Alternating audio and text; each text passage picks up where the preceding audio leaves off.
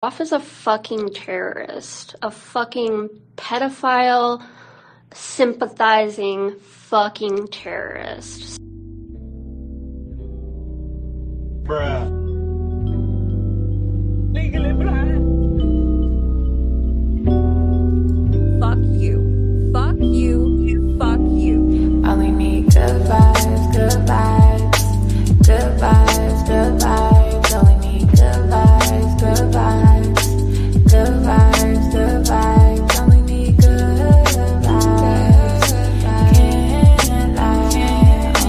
Good vibes, good vibes, good vibes, good vibes. Been waiting so patient, I'm going places, can't fake it. My heart is so cold, my energy is contagious. All the pain, I can't take it. I'm staying grounded and graceful, cause I know everything that I've been through only made me count my blessings daily.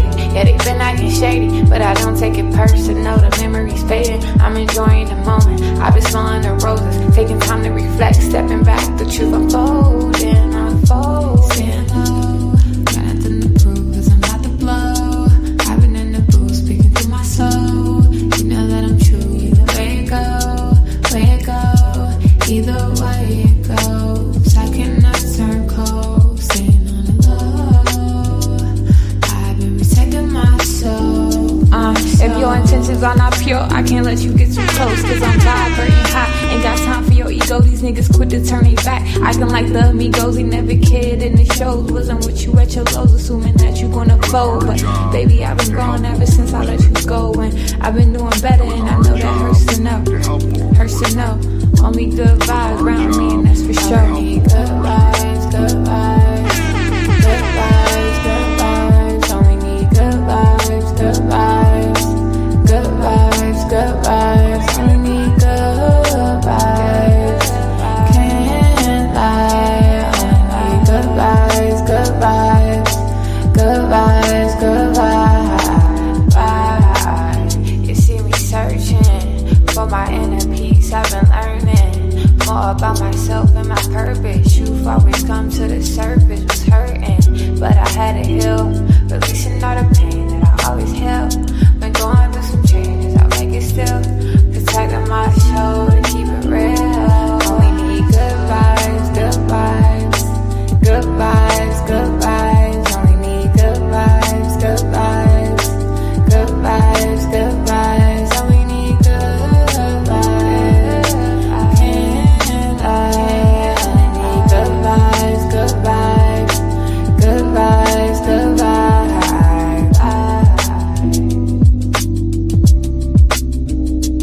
Oh my God. Oh my God. Only good vibes, only good. It's not productive. It's kind of gross and icky.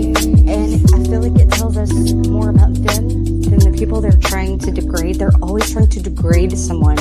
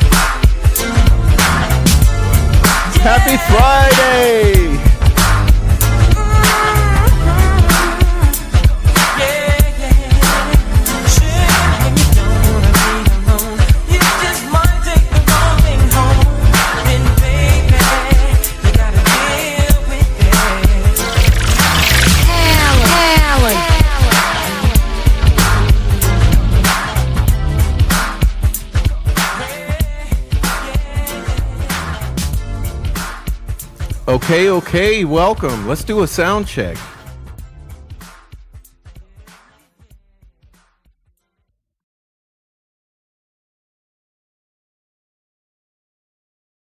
All right, that looks like it's working. So hello everyone and welcome. Geez, good to see everybody on this Friday night. Good to see everyone. Happy Friday, February 20th. February 20th, 2026. Good to see everyone. I'm putting your chats up, just saying hello to everyone. We're going to dive right in.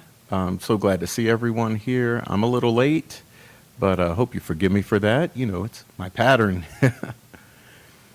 Good to see everyone, though. What's up for baby daddy? 26 dead zombies, dude. Christina's here. Hey, Christina. All right. And welcome all new viewers to the chat. Please invite your friends, okay? Invite your friends. Invite everyone over to relax on their Friday night and chat with us, okay? All right. What's up, guys? Good to see everyone. I'm just saying hello. Thank you for the birthday wishes. And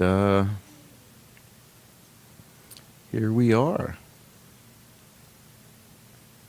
Okay, good to see you guys. Let's see. All right. Gonna make sure I get everyone in here. What's up, Nancy Drew? All right. Now, let's get to business. So tonight's show is called Reviewing the Aftermath of Ricci Davis's most recent Delphi disclosures on my channel. And boy, do we have a lot to talk about. Now, let's be clear here. There's been a lot of backlash. There's been a lot of backlash simply for our relaying of Ricci's statements on the channel. And it's very interesting because as part of that backlash, which has been multifaceted, there is the claim that Ricci has changed his story.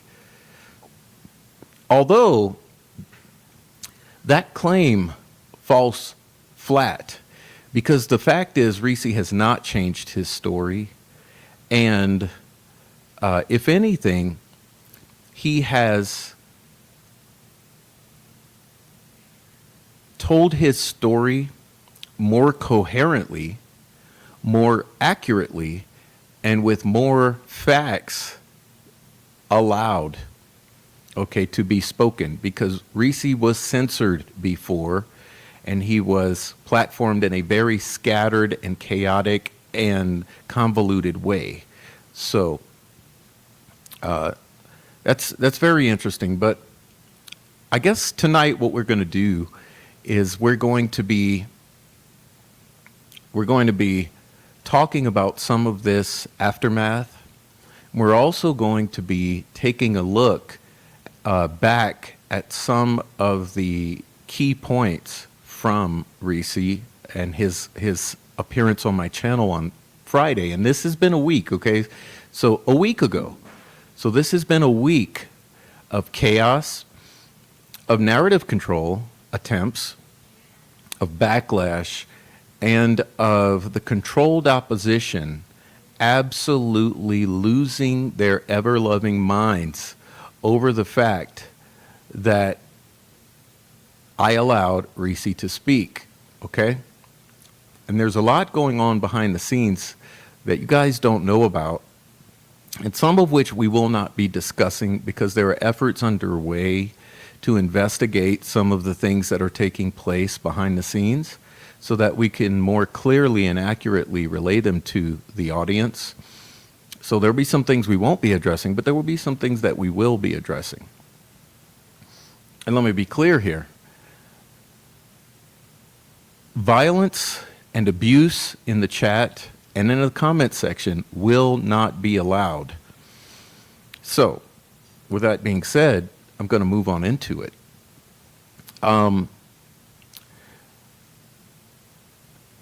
I've tried to illustrate for you in the past year, especially, but all the way back in the past, for the past 3 years, the concept that I am alleging that this case is and has been infiltrated by state actors since the very beginning. Okay, since the very beginning, this case has been infiltrated with state actors. Okay, it is my assumption that the state has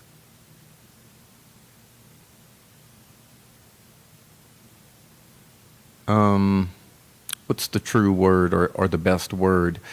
The state has brought in people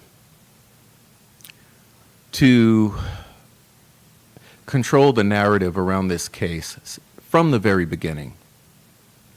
As a matter of fact, since the very beginning, many of the YouTubers who you have come to know, love, and maybe despise in some cases, were inserted into this case and into social media to control the narrative around this case. And that's not hyperbole, okay? That is absolutely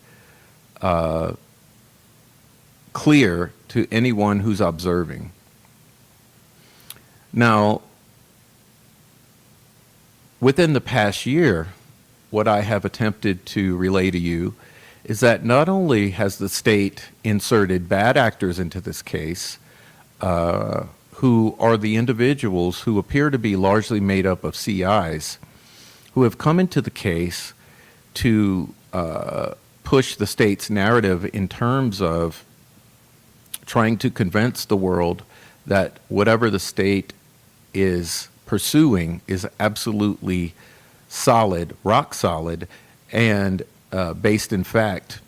And for that reason, we would term those guilters.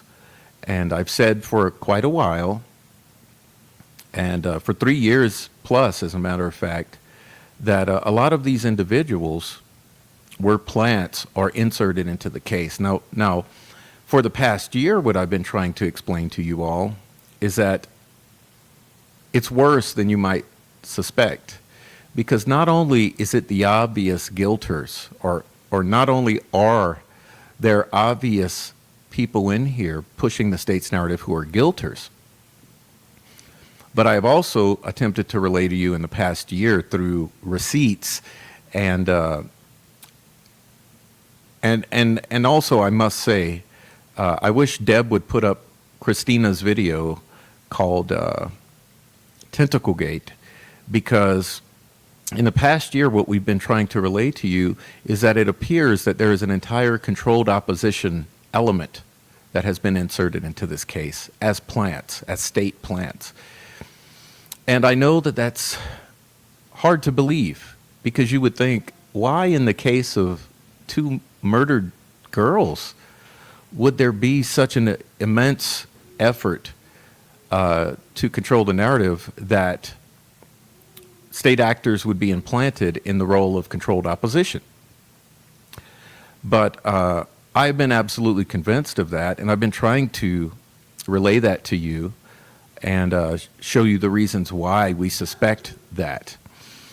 And the more we investigate this controlled opposition element, it's apparent that they were pre-positioned prior to the arrest of Richard Allen to be the authoritative defense or innocent voices. Okay? Now, what does that mean? That means that not only are the people you hate implanted into this case as state actors,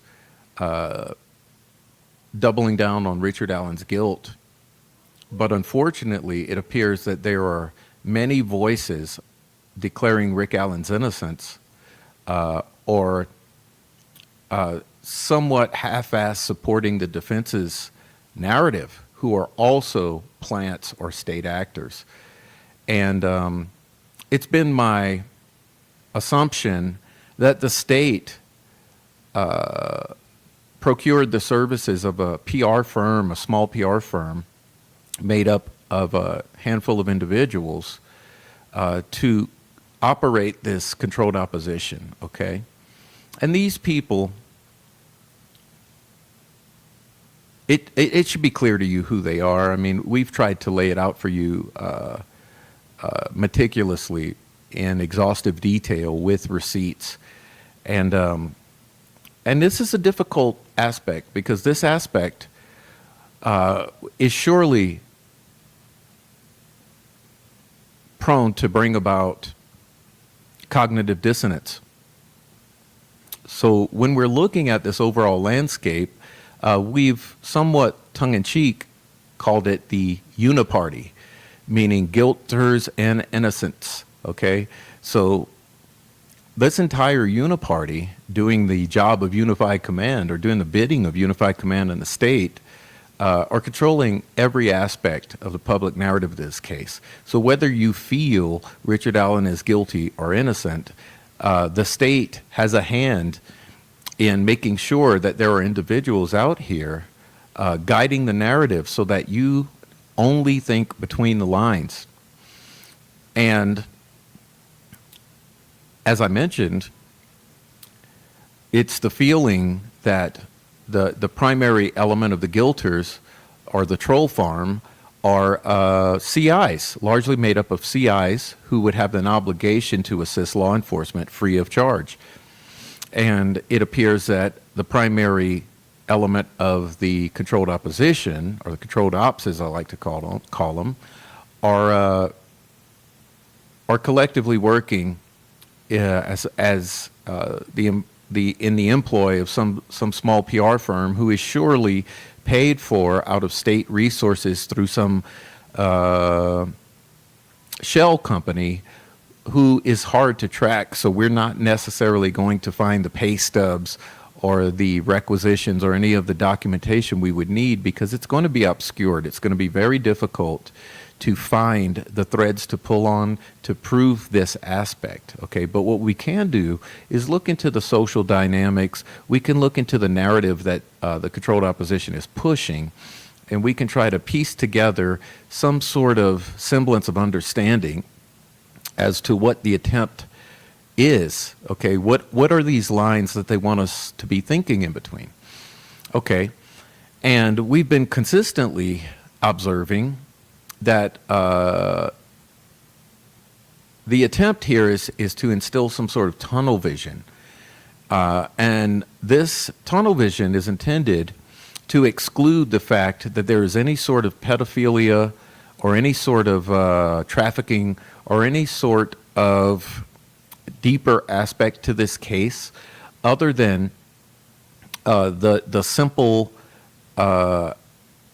narrative that this is either Richard Allen Lone Wolf Killer or a ritual sacrifice of two girls from Delphi, Indiana, perpetrated by wannabe domestic terrorist Odinist type of individuals. Now, it's funny because there's a political bent to all of this. And the political bent is that these so-called individuals who would be wannabe Odinist would all be right-wing extremists. So it's very convenient for the politically minded to be able to engage or activate their base on the far left to battle these monsters or far-right extremists who are pointed at as the perpetrators of this crime. Well, it's my contention that things are not so black and white. This is not so clear. Okay, so what this would mean is that looking at it in this sort of simple way limits the possibilities that are indicated by various whistleblowers who have come forward over the years, indicating that there is some sort of deeper pedophilic nature to this crime. Part of that meaning if you look back to the very beginning, there has been this underlying current of rumor since day one that there was a snuff film element to this crime, possibly, or that there were photographs circulating on the dark web around this crime, possibly. There's also been this constant undercurrent of allegations of molest, sexualization, and potential victimization of these victims prior to their murders. All of these things being this sort of undercurrent of truth, which, oddly enough, these controlled opposition defense promoters seem to want to ignore since the arrest and charging of Richard Allen. And it's funny that since the arrest and subsequent prosecution and conviction of Richard Allen, that these very people and many people in the community following this case, who for years had thought that there was something more to this case, that there was potential catfishing, that there was targeting of these girls using social media and all of the above, that these very individuals would suddenly turn their heads from that, okay, and not want to look at it and not want to include it as a potential possibility. And that's ironic because they will simultaneously claim that there is an immense cover-up, that there is deep corruption, that there are so many things that have been hidden and deleted and disappeared. They will also allege that that there are people working throughout the tiers of responsibility in this case, whether it be the local police department, the searchers, the rescuers, the family members, the potential POIs, the Unified Command, the investigators, the United States Police, all the way on up to the Superintendent of State Police, and even question the FBI. So they will question all of those things, but with that multi-tiered corruption or cover-up effort, they will somehow deny the fact that there's this potential sexual nature to this crime. And it's funny because I think attempting to explain this sort of massive cover-up with such a simple explanation as, no, it's just a few whack job far-right extremists who perpetrated this crime, and this immense structure is covering this crime up, it just doesn't ring true. Why on earth would an entire structure of authority go to the extent of risking their own futures and potentially committing crimes and engaging in prosecutorial misconduct and misconduct as law enforcement? Why would all of these, and even the judicial misconduct, why would all of these things be taking place simply to protect a couple far-right extremists? It makes no sense whatsoever, okay? Now, all of you are very well aware that at this point in time, there is a lot of noise being made internationally about the plague of child trafficking and sexual abuse of children on up into the elite spectrum, including politicians, wealthy individuals, and the three-letter agencies, okay? So the tenor of the times is that there's a lot of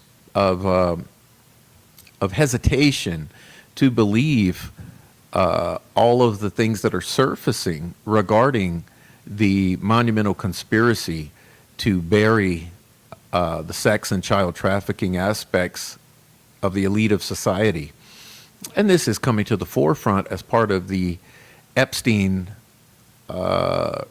document release, which is obviously highly sanitized and whitewashed, just as the discovery and evidence in the Delphi case, okay?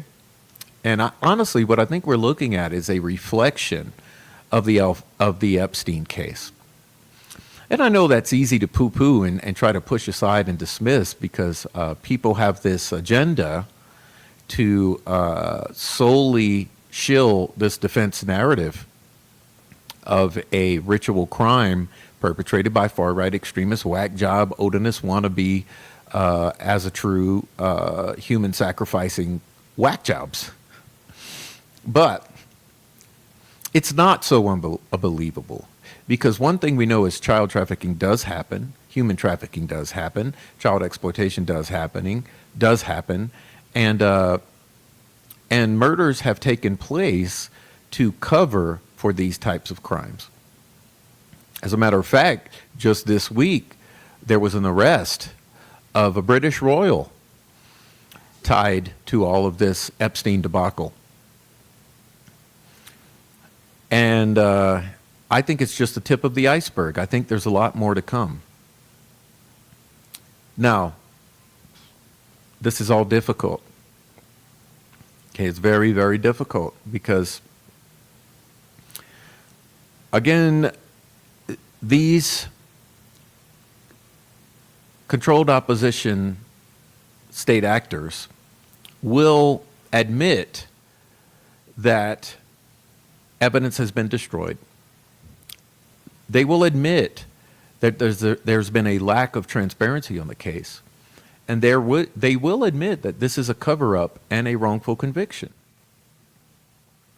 So the question arises, why would they be so hesitant or reluctant to admit that this crime possibly would involve something far worse? It's really difficult. So I always like to take things back to the level of sanity to establish a foundation and groundwork, because without a foundation, it's really impossible to build any level of understanding. And as we look back into the 9 years of information that has surfaced both on social media and through the legal process with Richard Allen, there are few things that become absolutely clear, although the state actors or plants would like to deny it. And those things include the facts as follows. These girls, Abby and Libby, were in fact nude at one point in time. The time between their disappearance and their bodies being discovered. That in and of itself is a sexual element, and anyone denying that is absolutely gaslighting you, okay? And I like to use the example that, let's say, let's choose a random individual. I don't know, the governor of Indiana. Let's say information would surface that there are 2 kidnapped girls who have been discovered alive on his property. And in his backyard, these 2 13-year-old girls, or a 13 and a 14-year-old girl, are discovered nude. Don't you think that that individual would be prosecuted for a sexual crime? Possibly something along the lines of sexual exploitation of a juvenile, possibly kidnapping, possibly several other charges stacked up of a similar nature.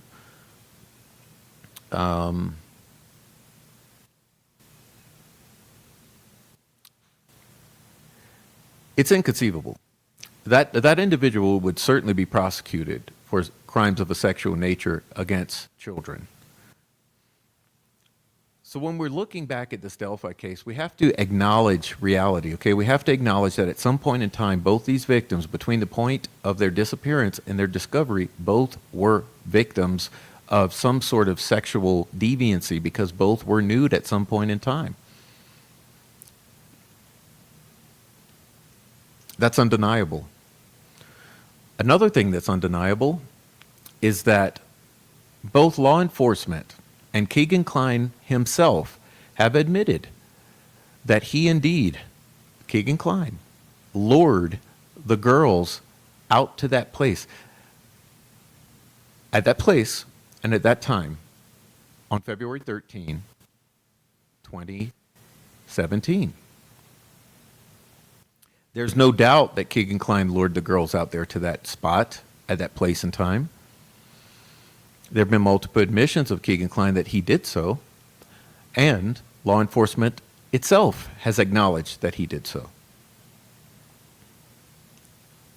At one point in time, law enforcement was also seeking any other individuals who had been communicating with the account run by Keegan Kline, the Anthony_Shots account, who was not just one account, by the way. There were several accounts across the internet, across social media platforms, using the handle Anthony Shots.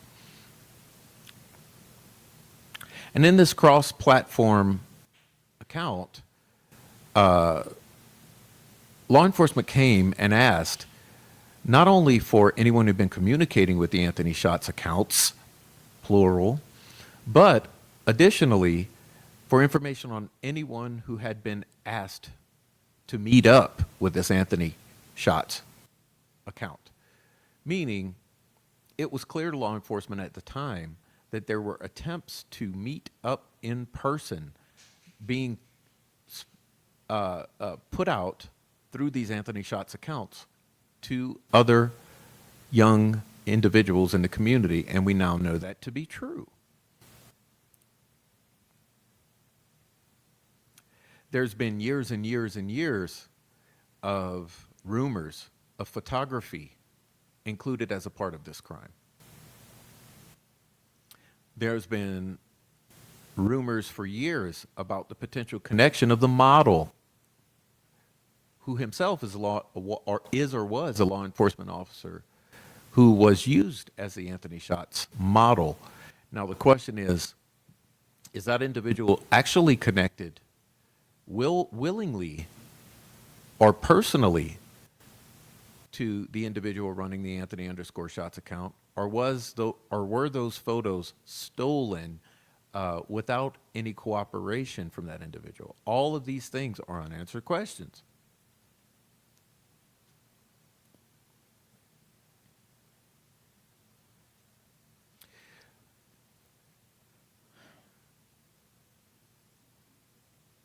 Now, it's funny that there seems to be an epidemic here of the attempt to silence and discredit independent voices, meaning voices who are not under the control of either aspect of this uniparty. Voices that are not under full control of the guilty side, and voices that are not under full control of the Richard Allen is innocent side. So when you're looking at these groups, you have to ask yourself, what are the common threads? What are the similar tactics being employed by both groups?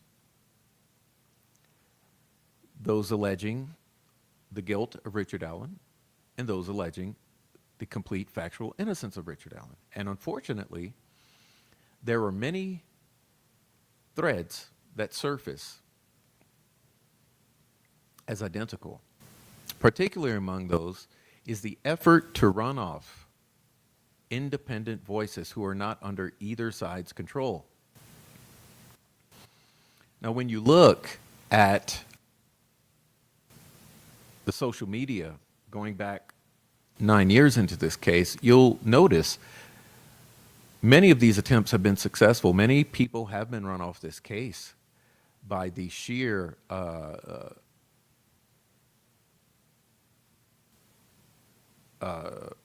vitriol of these actors.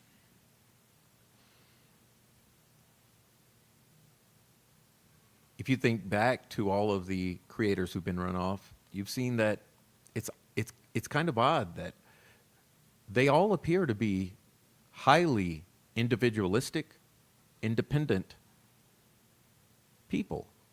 People whose voices were loud, were critical, were sensible, and were penetrating into the questionable motives of the involved parties and the state. Okay, so people questioning the family, people questioning the searchers, people questioning the POIs, and people questioning the state.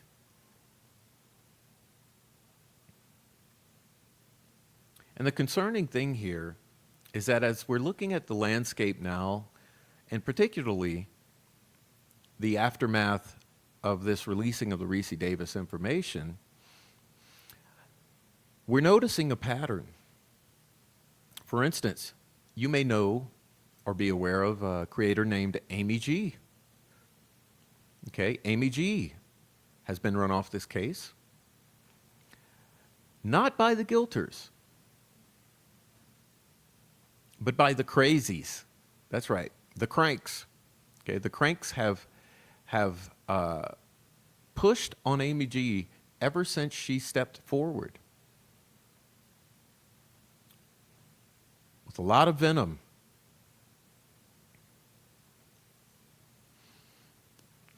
And then I look at Erica Morse. In fact, there's an immense effort underway right now to discredit, to intimidate, to threaten, and to ostracize Erica Morse. Which is odd, because Erica Morse did work for the defense team, did work with all of the lawyers, and is extremely critical of not only law enforcement, but also of things that transpired in the lead up to trial and the aftermath of the trial regarding the attorneys.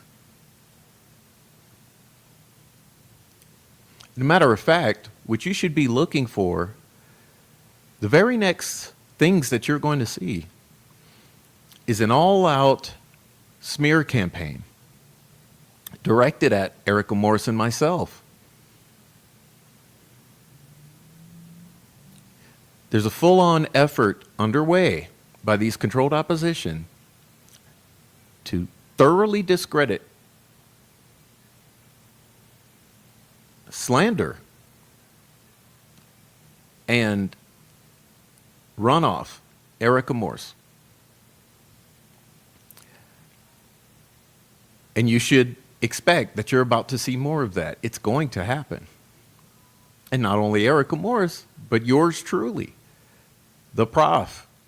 You're going to see an immense effort. You've already seen one the past year and going back the past 3 years, but you're going to see an immense continued effort to discredit me, to run me off the case, and to harass me into silence.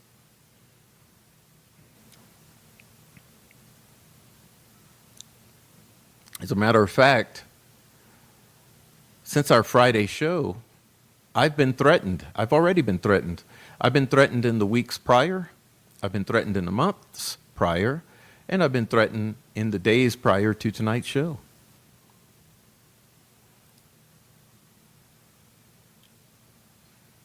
And it's funny, if there are people out here speaking up against the corruption, against the shoddiness of this case, against the missteps by the defense, against the lies of the prosecution and law enforcement and speaking out for the innocence of Richard Allen and the wrongful conviction of Richard Allen, why would anyone who feels similarly on those issues be trying to run off another speaking out vocally on those issues? Are we not all on the same side here? Regardless of the intricacies of our individual theories and personal investigations into this case, are we not overall on the same side saying this is a wrongful conviction? Evidence was fabricated, exculpatory evidence was destroyed, and Richard Allen was intended to bury this case forever? Because it's funny to me that although we're all on the same side, supposedly, we're all speaking out against what has transpired here, that people who allege to be on the same page with us would have such a problem with the tiny intricacies of our theories that they would rather destroy us, discredit us, dismiss us, and ostracize us and run us off this case than allow us to sit here in our own little cubbyhole, staying in our lane and conveying our thoughts that are the result of our taking a deep look into this case. Why on earth would that ever be?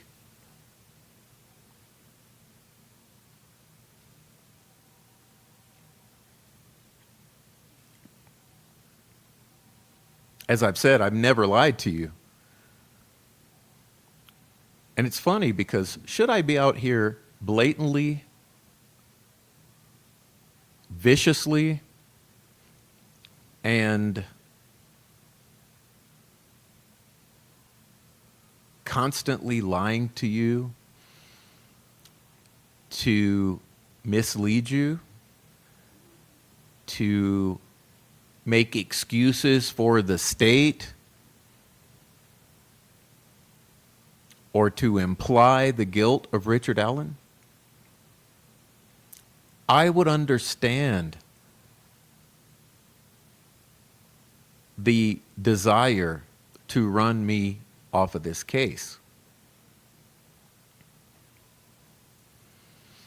And I would expect the same for Erica Morris or Amy G or anyone else out here speaking about this case. If they were out there blatantly lying, misleading, and trying to distract or divert attention away from what's important, I would understand the reluctance to let them speak on the case. But that's not what is happening. So what is it? And why is it that both sides of this uniparty use the same tactics, which is all-out venom? You will see such nasty things said like this: bitch, idiot, liar, etc., etc., etc. All of those terms thrown around towards these independent voices. Why would that be? Why would anyone be so nasty when it comes to someone else talking about the egregious constitutional violations committed by the state and advocating for transparency, for the federal authorities to come in and take a good look and clean house? Why would that be? Can anyone explain it? And some of you who are viewing right now are to blame because you have allowed it. Some of you out there have developed such an affinity for these loud voices propping up the defense perspective in this case, that you've allowed yourself to overlook their motivations and their tactics. And you've refused to question their motives. Why would they be doing this? When you're very well aware that drama is distraction, is it not? Why are these crazies, I mean so-called cranks, why are they not out there dissecting every lie being told by the state in this case against Richard Allen?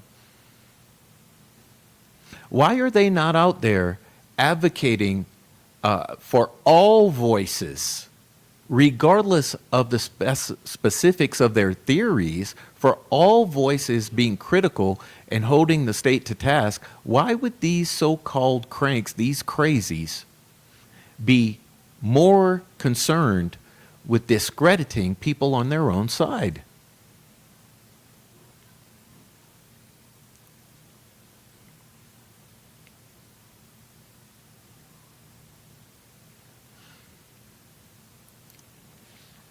As a matter of fact, in the immediate aftermath of my publication of the recordings with Ricci Davis on Friday, a week ago, the very next day, there was a venomous live stream. And this live stream was solely intended to discredit myself and Erica Morse. And if you truly go and observe the live chat in that live stream, you will see that all of these crazies filed on in to push this narrative of Prof is a liar. Prof is a puppet of Erica Morse. Well, let me ask you this. Do I look like a puppet to you? How insulting is that? That is the most insulting thing that could ever be hurled at someone like me. I am fiercely independent. Matter of fact, the attempt to say that I'm a puppet of Erica Morse is attempting to discredit me with attempts to discredit Erica Morse. And these same people are knowingly lying about Erica Morse. For instance, what about those cats? What about the cats? All the allegations about dead cats were proven to be false, and all of these cranks know it. They know it like the back of their hand. Yet, they're still repeating, tell me about the dead cats, Erica Morse. They're still repeating, you did not work for the defense, Erica Morse. They're still repeating, you did not contribute to the motion to correct error, when I've told you time and time again, all of those things are false. All of those things have been verified by yours truly. Now, am I saying this in defense of Erica Morse? No, because I'm here to tell you now. Erica Morse will tell you herself, I will not be used by her or anyone to push anything. I give more pushback to Morse and Christine than anyone they've ever encountered in this case. And they will tell you that for themselves. Because I am fiercely independent. I am meticulously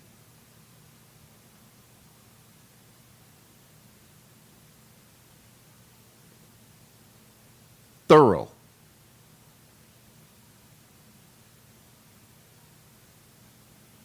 There's no way on earth that anyone's going to get anything past me. I ask for proof of everything. I ask for receipts of everything.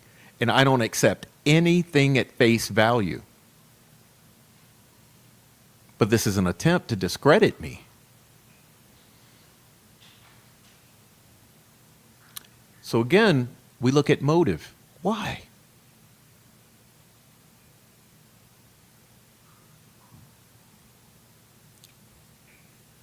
Is it because we're saying that there appears to be something more to this case?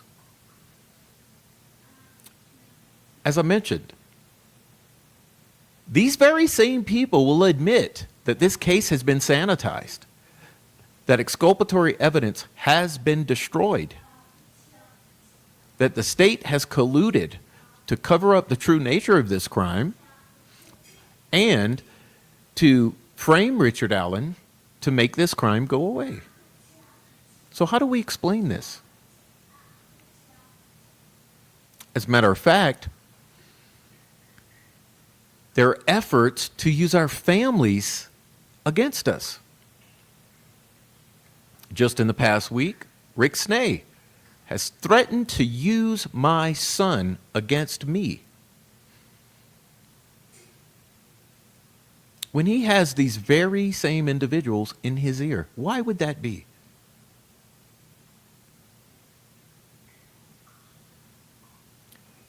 My son will not be weaponized against me. All the information, the hundreds and hundreds of pages about my son's legal history have already been publicized. There's been numerous live streams repeatedly aired on that.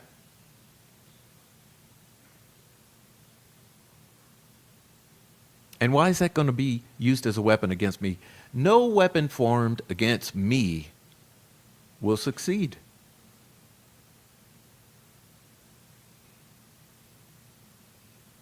I've not committed crimes. I'm not lying to you.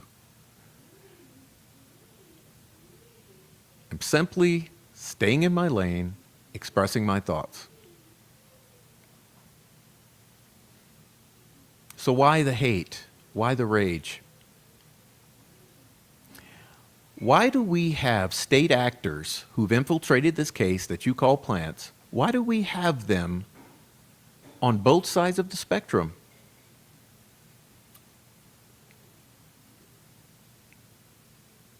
Pulling the puppet strings.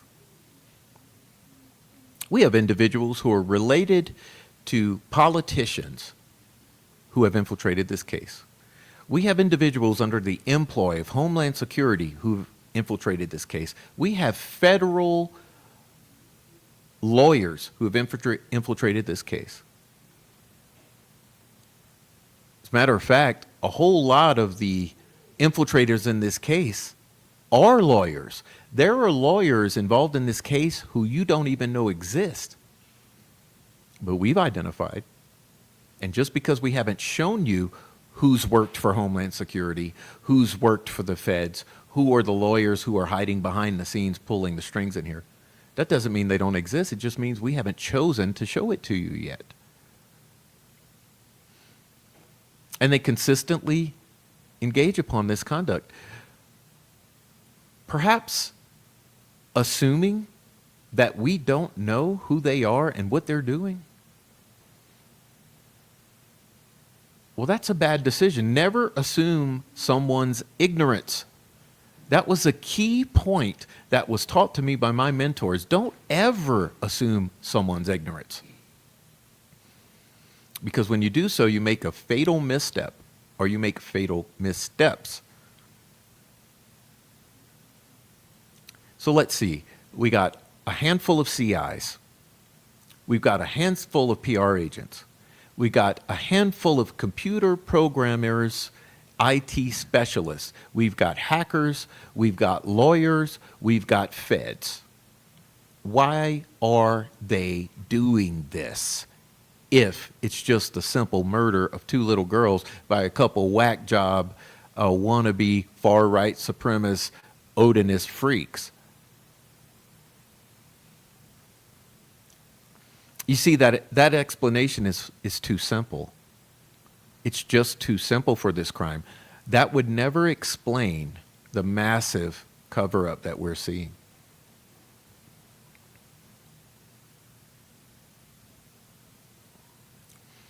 And I'm not lying to you. There are receipts for everything. And like I've said, just because I haven't showed them to you, don't mean I'm not, or I won't.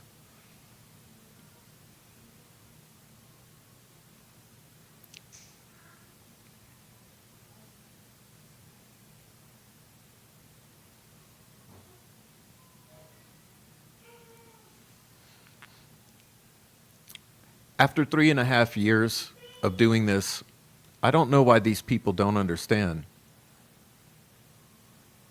that I won't be silenced.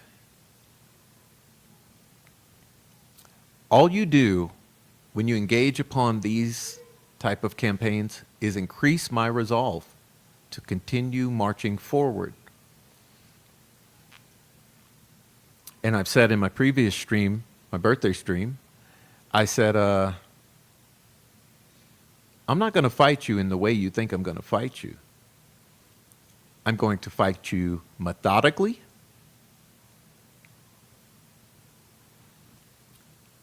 unconventionally, and convincingly.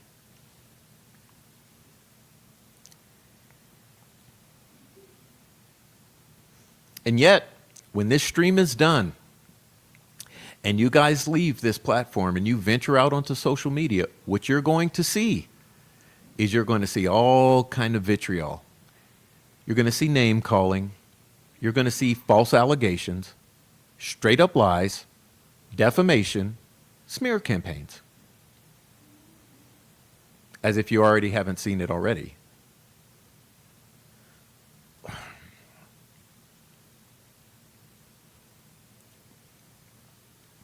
Do you think that I'd be sitting here saying the things that I'm saying if I was not convinced of the veracity of what I'm saying?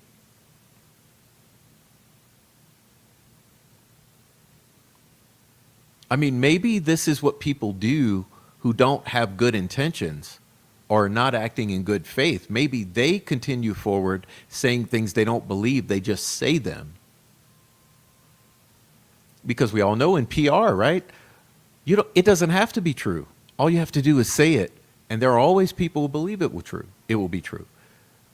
That's the deal with many of these crazies or cranks, as I say they call themselves. It only takes a handful knowingly lying and committing untruths and exercising this type of strategy for all the orbiters to follow along. Because these orbiters, or dingleberries as I like to call them, they've developed affinities for the personalities. That's the point of putting cute girls up, or snarky girls up, or what do you call it? Like kitschy guys, guys that either they got muscles and beards, or maybe they're all like snarky and smart-assy, or they seem to be educated, or they seem to be techies. So they put up all these personalities as the faces of this, so that innocent viewers will gain personal affinities for the personalities and follow behind them.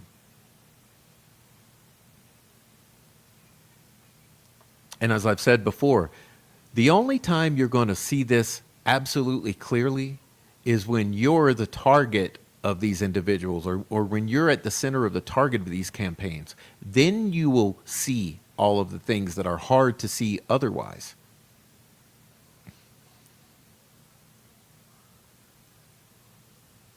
And this is a plague with this case. Narrative control, CIs, PR teams, groupthink, the exact opposite of critical thinking.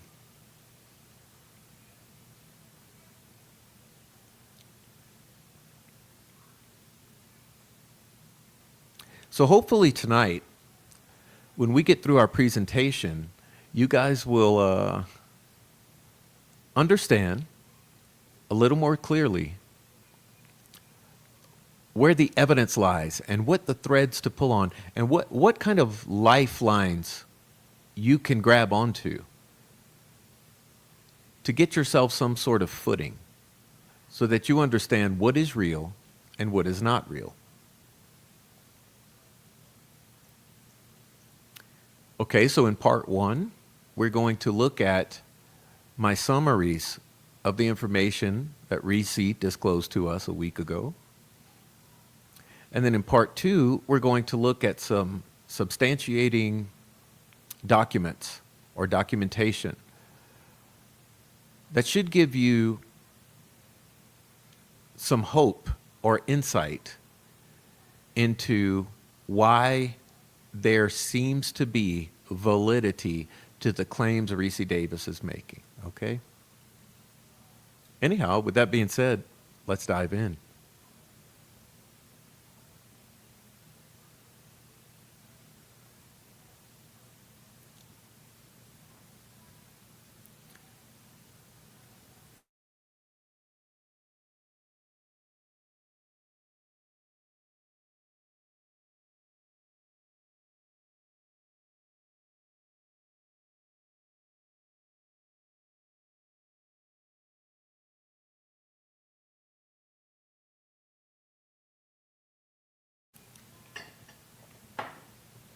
Okay, part 1 of this series is called Ricci Davis Part 1, oddly enough. Part 1, the neighbor in the next cell. In 2017, inside the walls of the Newcastle Correctional Facility, Ricci Davis says he met a man who would eventually confide in him almost daily for 7 months. That man was Ron Logan. This interview is Davis's account of how that relationship began and how it evolved into what he describes as a steady stream of confessions tied to the murders of Liberty German and Abigail Williams in Delphi, Indiana. What follows is part 1, how their proximity turned into trust, and how this trust turned into a story Davis says he will never forget, and those following the Delphi murders will find very compelling. Do you know who I am? According to Davis, Logan arrived at the facility roughly 2 months after the murders. At first, he appeared, like many new arrivals, quiet, nervous, uncertain of the prison routine. Logan was housed in the same dorm and placed in the adjacent cell to Ricci Davis. The morning after his arrival, Logan approached Davis while he was using a kiosk to type a letter. He needed help setting up his account and PIN number so he could order commissary, buy coffee, and contact family. Davis says he helped him, even giving him basic items to get through the first few weeks.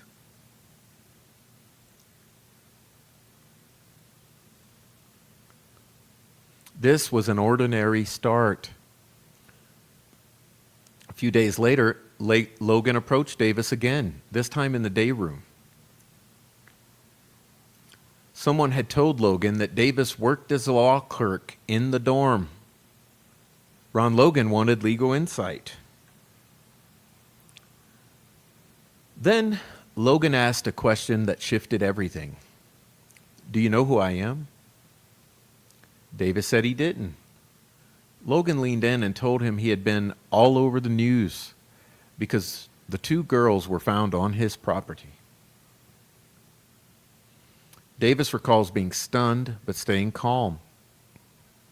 The search warrants and the anger. Logan initially claimed his attorney had advised him not to discuss the case while incarcerated.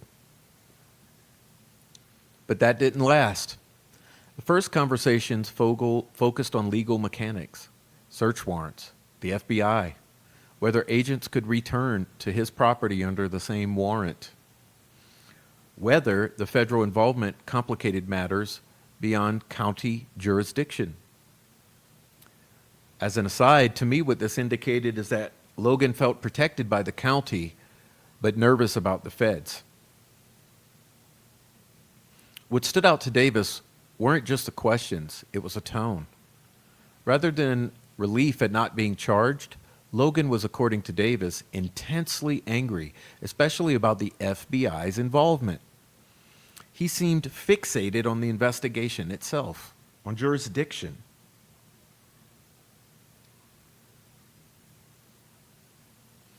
On how authorities handled the search. That struck Davis as bizarre. He went back to his bunk that night thinking that something didn't add up. Building trust in protected custody. At the time, Davis was housed in protected custody, a dorm that included high-profile offenders and individuals convicted of sex crimes or violent cases. Logan, Davis says, appeared more comfortable discussing certain topics in that environment. Also, as an aside, I should add that Ricci's tattoos and general demeanor probably added to Logan's confidence in Ricci, appearing himself on the surface to be a criminal, a gang member, and overall someone who likely wouldn't snitch, especially considering Ricci's statements that he attempted to appear receiving of the information and non-judgmental. Over time, Davis says he deliberately cultivated a close trust. They drank coffee every morning. They talked daily. He discouraged Logan from speaking openly with others, positioning himself as a confidant. He says he did this strategically so Logan would feel safe confiding in him. It worked. One morning, sitting outside near a weight machine, Logan asked for Davis's word that anything discussed would remain secret at all costs. Davis agreed. That's when he says the story began to shift from legal frustration to something far darker. Things got out of hand.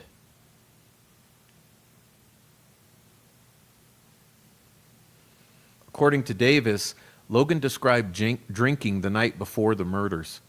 He claimed there had been people on his property, near a graveyard, close to his home. Alcohol, vandalism, cleanup the next morning. Logan also allegedly referenced burner phones. Devices swapped out every few months. Assistance from someone traveling in from, quote, out of town to help set them up. Names were initially withheld. Davis says Logan described a situation that spiraled beyond control. He used phrases like, things got out of hand. He said he was being blackmailed, but didn't explain exactly over what. Over dozens of conversations, Davis estimates around 40. During the 7 months, the details accumulated. Logan spoke in fragments at first, then more freely. Davis says there were moments of visible stress, at times tears. At other times, what he described as an unsettling eagerness to recount events. This is a natural course of events. He believes the consistency and emotional tenor of those accounts convinced him of their authenticity. I absolutely knew in my heart he was telling the truth, Davis said in the interview. There's no way that could have been made up. The question of corroboration. Davis later spoke with law enforcement about what he had been told. He also claims to have spoken separately with another individual, Keegan Kline. He says was involved. He believes the similarities between those accounts were far too specific to be mere coincidence. Importantly, Davis says he and these individuals were housed at different times, making it very unlikely in his view that these stories were coordinated. He acknowledges that certain elements shifted between versions, often in what he describes as a blame game. This is to be expected, lending credibility to his story. But the core narrative, he says, remained consistent. For 7 months, Logan was his neighbor. For nearly a year, Logan was in the facility. According to Davis, they talked nearly every single day. Where this leaves us. Part 1 is about proximity and psychology. 2 men in adjacent cells, coffee in the mornings, legal questions turning into secrets, secrets turning into detailed narratives of violence. In Part 2, we'll examine the specific claims Davis says Logan and Kline made about it the day of the murders, the alleged involvement of others, and the details that Davis believes tie the story together. For now, this is just the beginning of the story.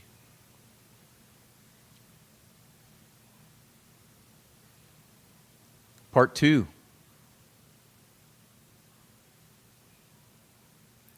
You rattled some chains. If part 1 was about proximity, part 2 is about collision. According to Ricci Davis, it was no coincidence that both men ended up in the same place at different times. He describes his housing unit as the most secure protective custody dorm in the state, where Indiana sends its highest profile criminals.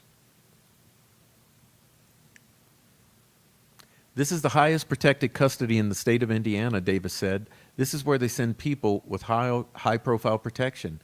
And he just happened to be in that dorm when Ron Logan first arrived. Later, he says another name from the Delphi case entered the same unit, Keegan Kline. He came to me. Davis said Kline approached him directly. Someone had told Kline that Davis and Logan had been close while Logan was housed there. The first interaction was simple. You knew Ron Logan? Davis said he responded cautiously, acknowledging he knew him, but not characterizing it as friendship. The next day, Kline returned, this time more pointed. Has Ron Logan ever brought me up to you? Davis declined to answer. Kline pressed harder. He seemed convinced Logan had talked about him.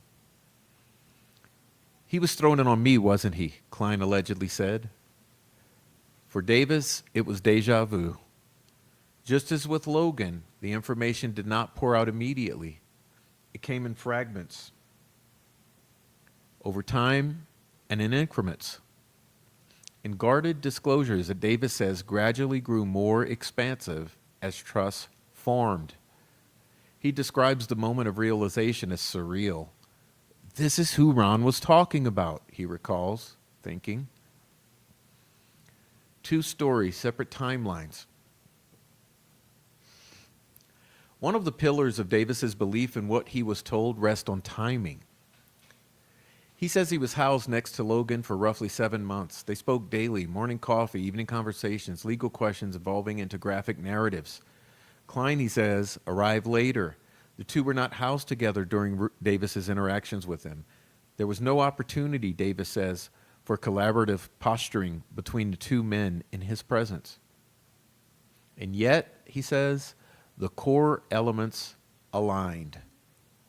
There were differences, blame shifting, inconsistencies about who did what, but the structural narrative, the framework, very important point there, viewers, the framework, the structural narrative remained intact in both versions, i.e., the truth.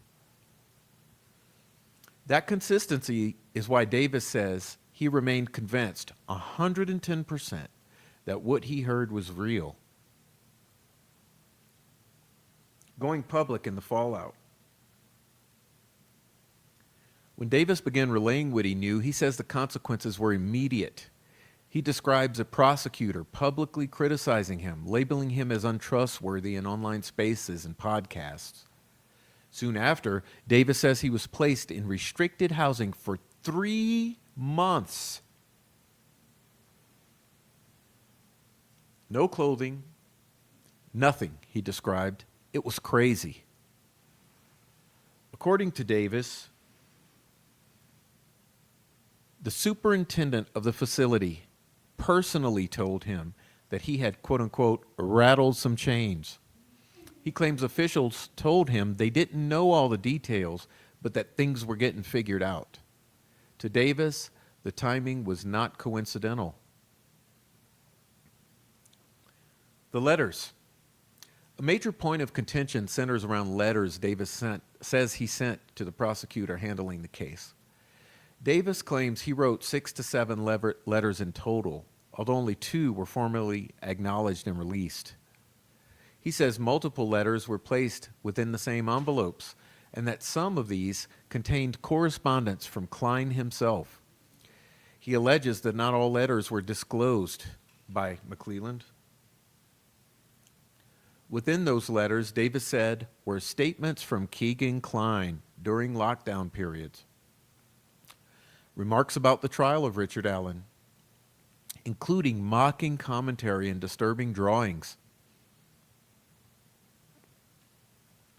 Davis maintains that additional letters remained in his personal belongings and were later recovered and released to the defense in December of 2025. He suggests that certain contents are still not public for legal reasons, and that's important, ladies and gentlemen.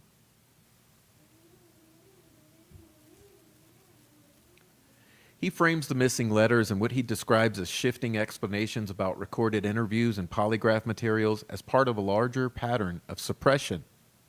I had crucial information. Perhaps the most striking claim Davis makes in this segment is this. He says he provided Indiana State Police detectives with specific information about physical evidence, something he believed could be found with a search warrant. Something he says would have been indisputable. He claims investigators did not pursue it. I knew for a fact where something was, he said. They didn't act like they were concerned. In his telling, there was an opportunity, one that he believes could have altered the trajectory of this case. That's right, not the case of Richard Allen, but the case of Abby and Libby. And remember, this is 2017. Instead, he says there was silence, crickets. Where this leaves the story. Part 2 introduces a critical tension. Two incarcerated men speaking separately, allegedly overlapping narratives. Letters sent to the prosecutor, some disclosed, some, according to Davis, not. Institutional pushback, restricted housing as punishment or silencing, and public credibility battles, which continue to this very day, ladies and gentlemen.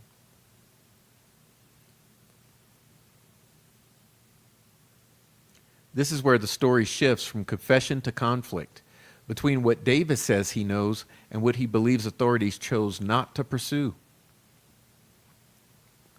In part 3, we'll examine the specific inconsistencies between Logan and Kline's accounts, the alleged physical evidence Davis claims could exist, and the broader question, what weight should be given to jailhouse testimony in a case this high profile? Because at the center of it all remains the same unresolved question.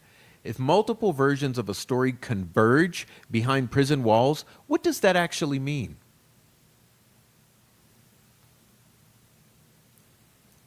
Part 3. And as you see here, I put the hyperlink for any of you going over to Substack and reading, okay? As you read these articles, I put the reference link at the top of the article. So when you read the article, if you want to see the source material of each article, the link for the source of this article is up here in the link to YouTube. So you can go fact check me on this. Part 3, where the stories converge and where they don't.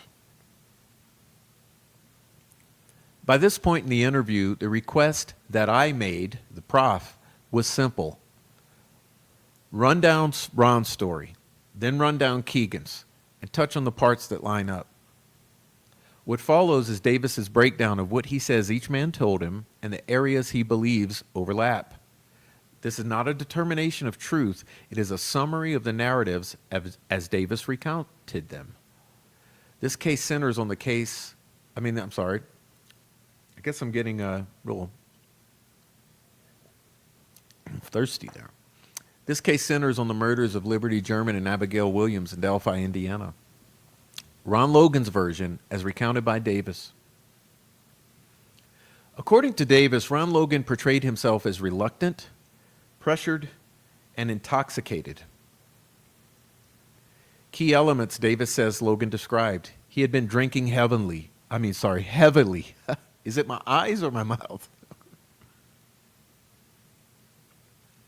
Several individuals came onto his property in the hours prior to the murders. Now, this is key for anyone out there who's gaslighting you, okay, saying that any of this information excludes the Todd Click, Kevin Murphy, and Greg Ferenczi suspects. Let me make this absolutely viscerally clear to you listeners.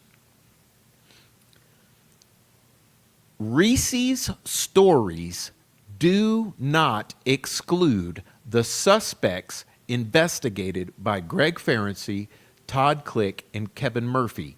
In fact, they implicate or indicate the involvement of several individuals who may have been named in the investigation by Greg Ferenczi, Todd Click, and Kevin Murphy. This is key.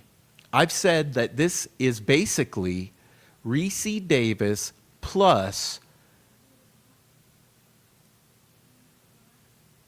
the Frank's memorandum equals the truth about the Delphi murder. So let's back that up for all of you out there. All of you really smart morons in the back.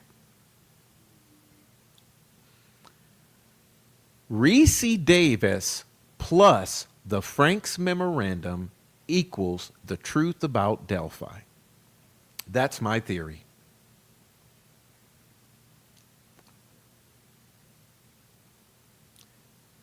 Ricci Davis says Ron Logan relayed that several individuals, likely from the Frank's memorandum, came onto his property in the hours prior to the murders.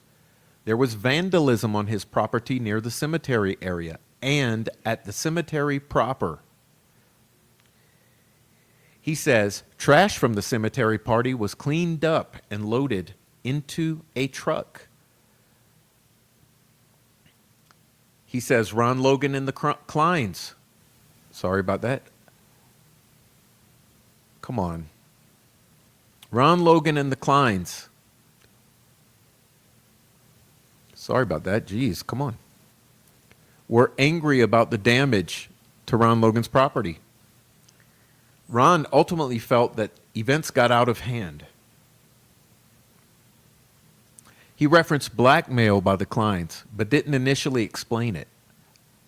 He implied others were more in control of the scenario than he was. Now, that's also key. Think about this with the individuals and the concept that I just referenced. Ron Logan implied that others were more in control of the scenario than he was. He allegedly described the girls being taken onto his property, one girl escaping briefly, threats to Abby used to regain control, a nose injury to Ron caused by a struggle with Libby that caused bleeding, items including the girl's clothing thrown into the water, movement of at least one body more than once or twice, searchers coming onto the property the next day, Ron Logan himself joining the search efforts to avoid suspicion, drones and heavy law enforcement presence almost immediately, overall fear and panic when the situation escalated. When it came to staging, Logan allegedly described it vaguely as witchcraft stuff, something strange, something extreme, but without a structured explanation. He did not, according to Davis, clearly assign final acts of killing to himself or name who did what at the end, and that's another important point. He was very careful with names. Now, let me ask you this. If this situation involved the individuals named in the Frank's memorandum,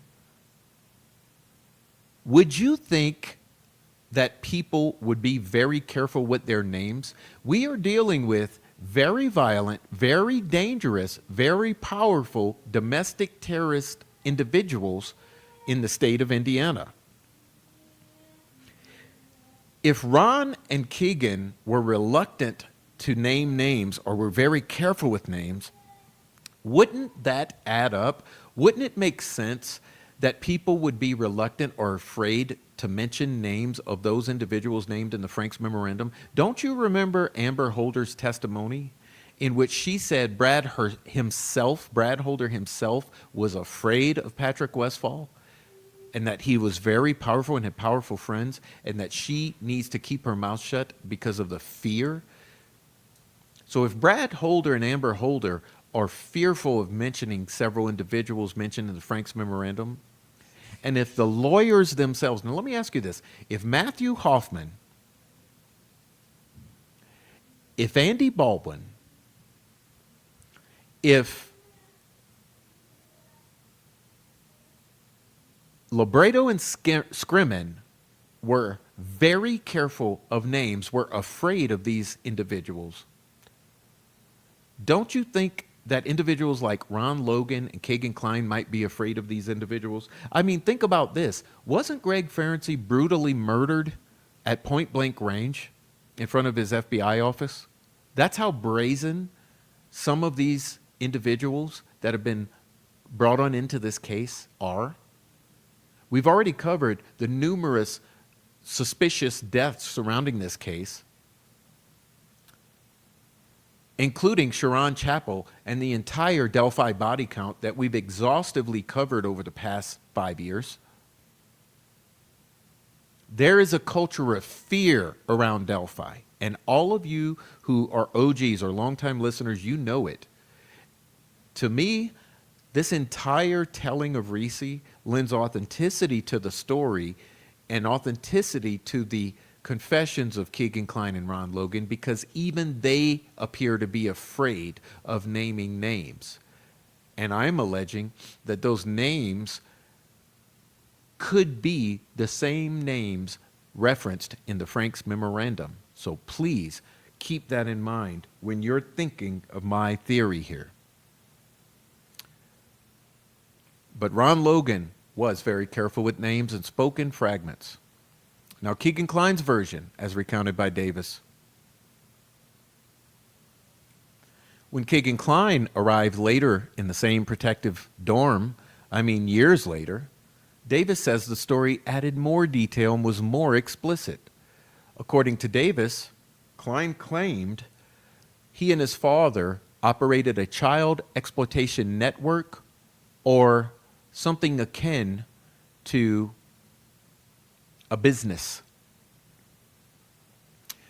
that they used platforms like Kik and other messaging apps, that Logan was allegedly a customer of the Kleins, that they, or just Keegan, met Logan periodically to provide devices and help, that burner phones were used, that Logan was blackmailed over his child pornography involvement. Now listen, remember Ricci alleging that Logan claims he was pressured or blackmailed. Well, now he has claimed that Kagan claimed that Logan was blackmailed over his involvement in CSAM, that Logan's property was necessary for the plan, that Klein admitted communicating with Liberty German, that he admitted to catfishing or fishing multiple underage girls, including friends of German. He admitted luring the girls to the trails that day. Ricci Davis claims that Keegan Klein stated he left his primary phone at home running apps on the day of the murders to create false location activity, and that burner phones were transported to multiple locations and destroyed and disposed of. Physical evidence allegations: phones were smashed, some items disposed of in the Wabash River near Battlefield, Lafayette. Other items allegedly discarded at a, quote, out-of-town landfill by an associate who was involved in the situation that day. That a flip phone belonging to Ron Logan had the battery removed temporarily to disguise his location at the suggestion of Keegan Klein. He alleges that Klein claims the bodies were moved multiple times, that a tarp was used, that a wheelbarrow was used and disposed of at the landfill out of town, that the staging was designed intentionally to appear ritualistic, Unlike Logan's vagueness, Klein and possibly others allegedly framed the staging as strategic, designed to deflect suspicion from an old man. Davis says Klein seamlessly filled in gaps Logan left open, including explicitly claiming responsibility for finishing off one of the girls when she was still breathing. That would be Liberty German. Klein allegedly described arguments among the participants. Key. Where else have you heard about arguments taking place? Okay, guys, put on your thinking caps. There's been 2 other claims over the years running around in the YouTube streets in the rumor mill that there were 2 separate arguments that have been alleged. One including Kelsey German and Liberty German at the drop-off point. Another including a arguing couple at the bridge. Do you guys remember those? Well, now we have Klein allegedly describing arguments among the participants. The panic they encountered due to roadblocks and drones, and a failed plan to remove one victim, Abby, from the property to transport out of state.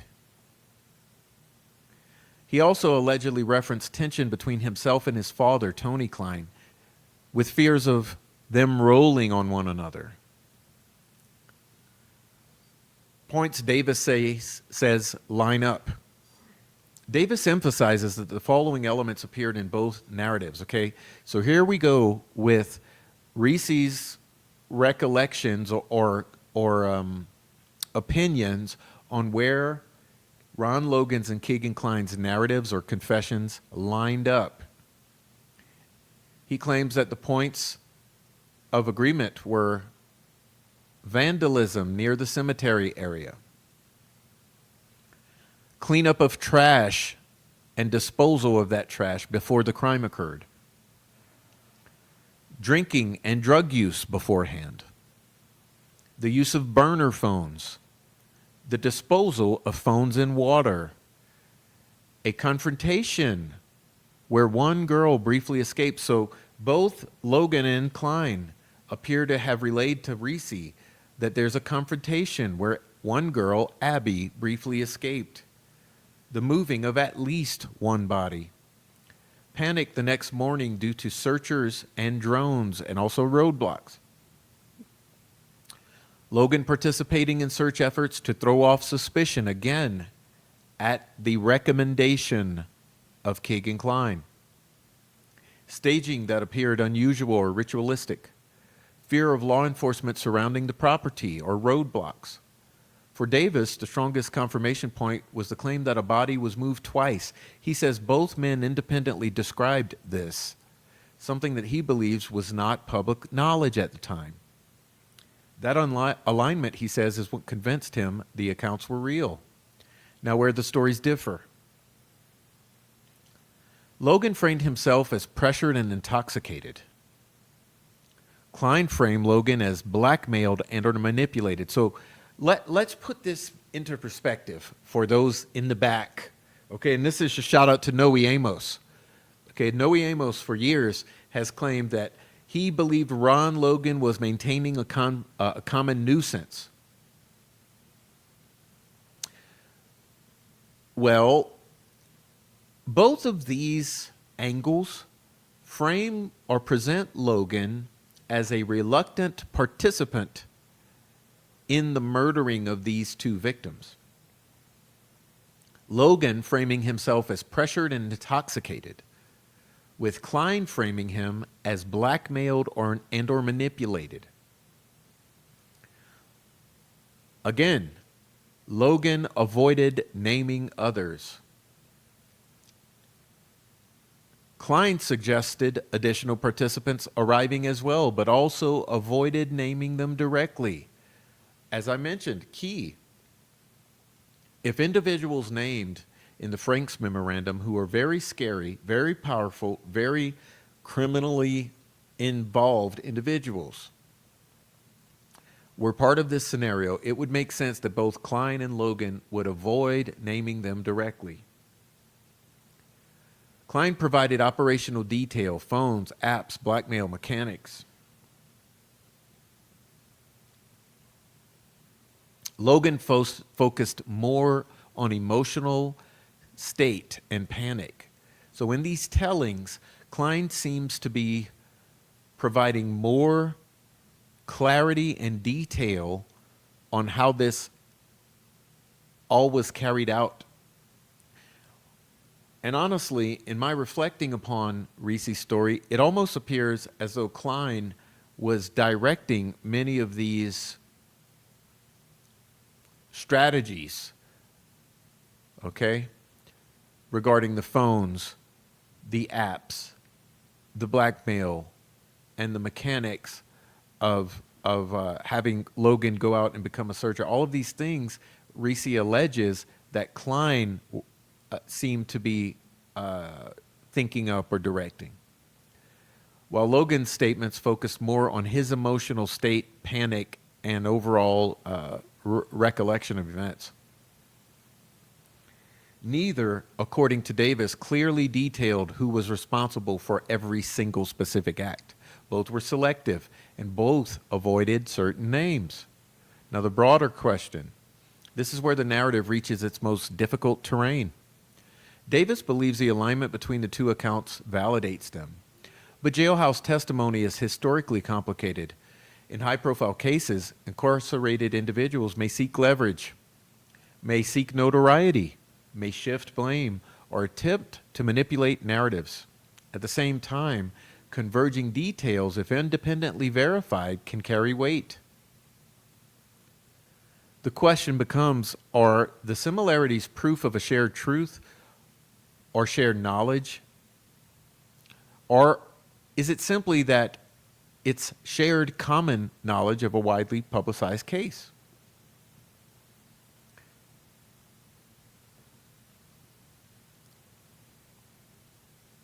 Now, if you were to think critically about this, you'd have to include in your thinking the oppositional or the debator's angle on this. And the debater's angle on this, or the troll farm angle, or the state's angle, would be that this was all common knowledge. It was publicized details. He's a jailhouse snitch. He wants something in return, or leverage, or money, or da. See what I mean? So, in my opinion, if you're going to argue or debate the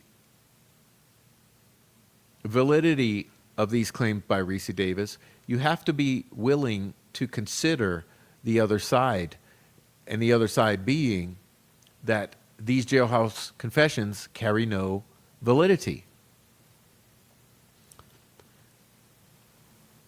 Well, after hours and hours of speaking with Ricci, I'm absolutely convinced that Ricci, as a participant in the telling of this story, or as a nexus, is completely transparent and honest in this.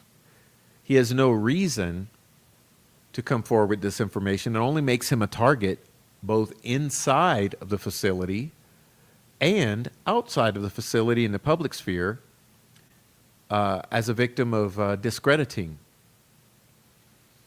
So there's very little incentive for Ricci Davis to spread lies.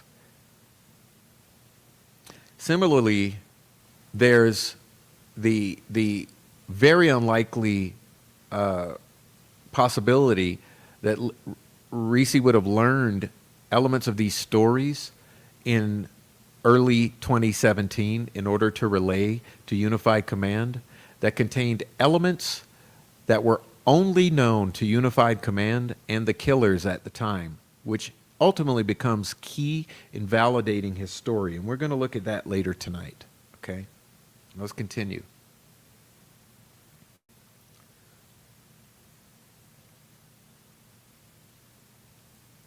What remains unresolved is not just whether Davis believes these accounts, but whether any portion of them can be independently corroborated through physical evidence, digital forensics, or official investigative records. And we'll get to that. Let's move to part 4. Okay, just a moment.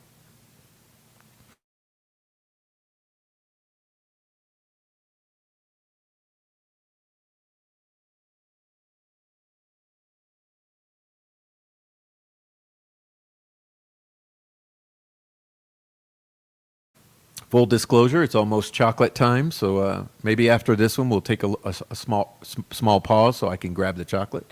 But here's part 4. Okay? They didn't want to hear it. In this portion of the interview, the focus shifts away from the alleged confessions and toward what happened when Davis says he tried to report the statements of Kagan Klein. According to Davis, he did not initially contact law enforcement himself, but he says a friend reached out to the FBI on his behalf. And this is corroborated in the Orion tips, and we'll get to this. When certain details were relayed, specifically a claim that the youngest girl was taken, he says investigators became interested and arranged to meet with him. The murders of Liberty German and Abigail Williams occurred in 2017 in Delphi. Davis claims that shortly after the report, ISP investigators arrived at his facility, the facility where he and Ron Logan were being housed. The interview that he says went nowhere. Davis describes 2 officials. One he understood to be affiliated with the FBI, okay? However, after further investigation, we have realized that he was incorrect in that assumption, okay? This individual is actually affiliated with the Indiana State Police, and that's Paul Hansard, who was supposed to be there administering polygraph. One he understood to be associated with the Indiana State Police or Carroll County or Unified Command, and that was Jerry Holman. And he was correct in that Jerry Holman was affiliated with Indiana State Police and Unified Command. So Jerry Holman and Paul Hansard, he emphasizes repeatedly, they didn't ask me a single yes or no question.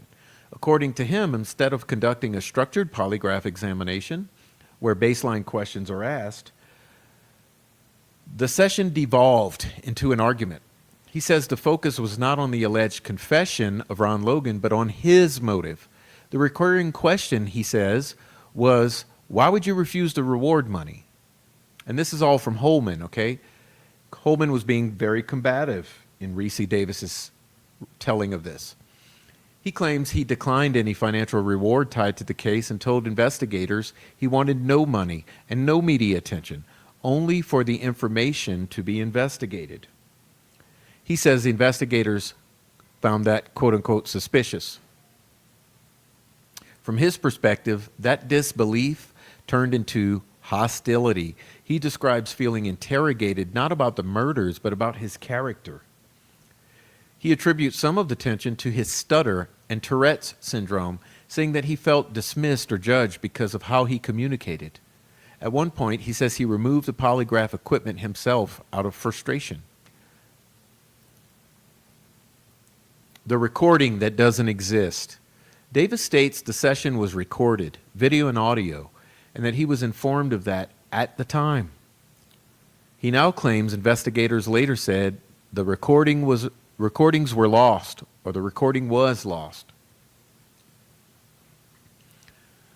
He disputes that explanation and insists that if the full audio and video were released, it would show that there was no structured polygraph questioning, that there was no direct yes or no interrogation, that there was a focus on motive rather than substance. He also disputes later public characterizations that he, quote unquote, failed a polygraph, asserting that no formal polygraph questioning occurred. The wire offer. In one of the most striking elements of this segment, there's Davis's claim that he offered to wear a recording device, a wire, and return to his dorm where Ron Logan was still being housed to capture a confession. He described this as a golden opportunities that investigators refused. He says he told them, give me 30, 45 minutes, I'll get him talking. He acknowledges the risk that if nothing were said, he would look foolish or worse, but he insists he was confident Logan would speak. Investigators, he says, declined. the written statement.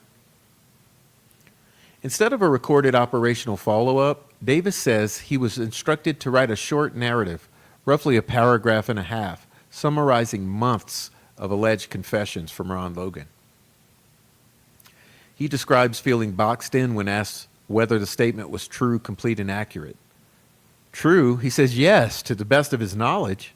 Complete, no, because it was condensed. Accurate, he says it reflected what he had been told, but he could not independently verify it. He interpreted the phrasing as a trap designed to undermine his credibility. The flip phone dispute.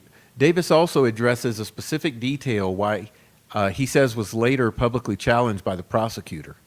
He claims Logan told him he had removed the battery from a personal flip phone to avoid location tracking during travel near Lafayette. When later commentary from the prosecutor suggested modern smartphones do not have removable batteries, Davis argues he was referring to a flip phone, not the victim's devices or smartphones. He insists the distinction would be clear if the original audio was available. The modification claim.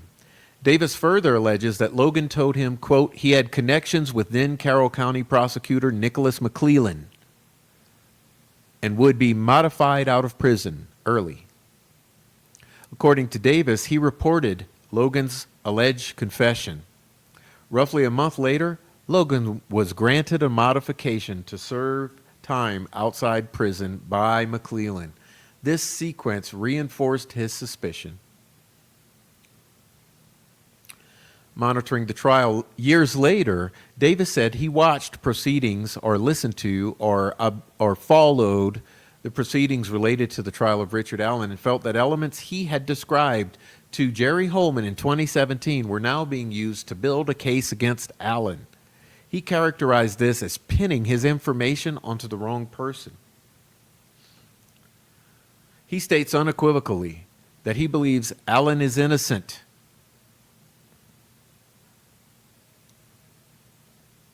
This belief is central to his ongoing frustration. The emotional undercurrent. What stands out in this section is not new factual detail, but his or the emotional escalation. Davis frames this interaction as being dismissed, as being portrayed as a liar, as being denied the chance to prove his claims, and watching years later as the case remained unsolved and pinned on an innocent man. He expresses anger at law enforcement at the perceived lost evidence and at what he believes is institutional corruption and protectionism. He also acknowledges his vulnerability. He's incarcerated. He has a criminal record, and he knows that that affects how he is perceived.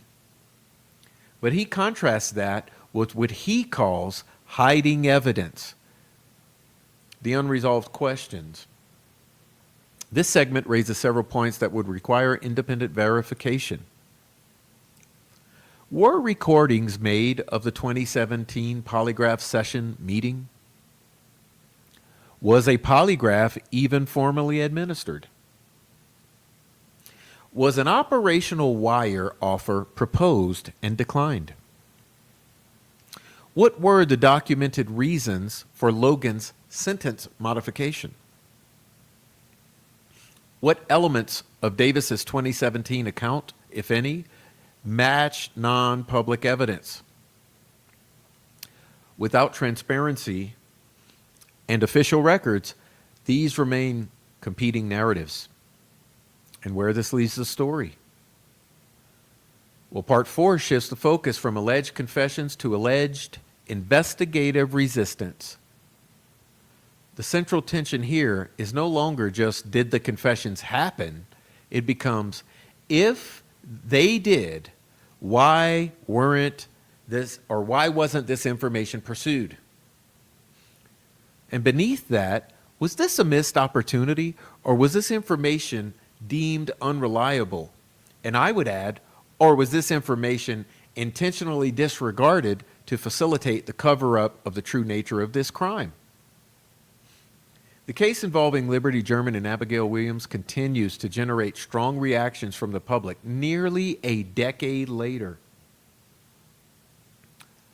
Davis's account adds another layer, one rooted not just in accusation, but in institutional corruption and failure. Ricci Davis, Part 5. Allow me to get my chocolate, and I'm going to let you look at this really quickly, okay? I'll leave this on the screen while I go get my chocolate. Oops, hold on. Come on, Prof. Come on, Prof. All right, there we go. I'll leave that there, and I'll go get the chocolate. Check this out in the red box before I come back.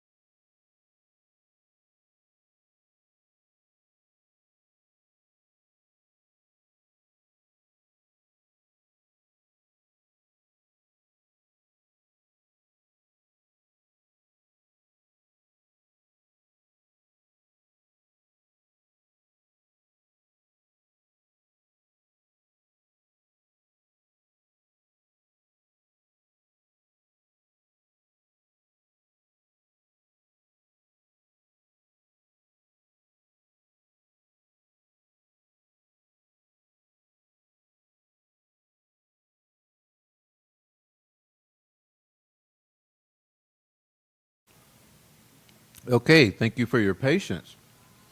Now, what we're looking at here, I'm going to back up to show you very clearly.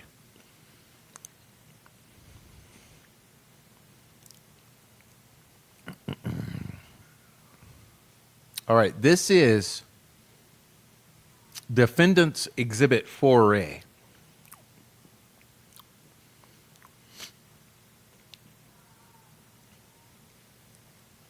Investigative thread 8578.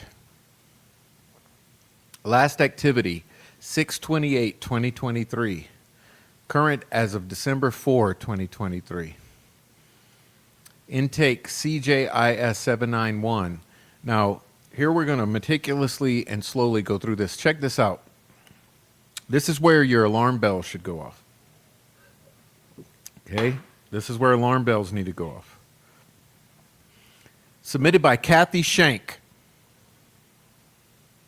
Okay, this is a Kathy Shank operation here. Okay, everyone understand that? Kathy Shank operation.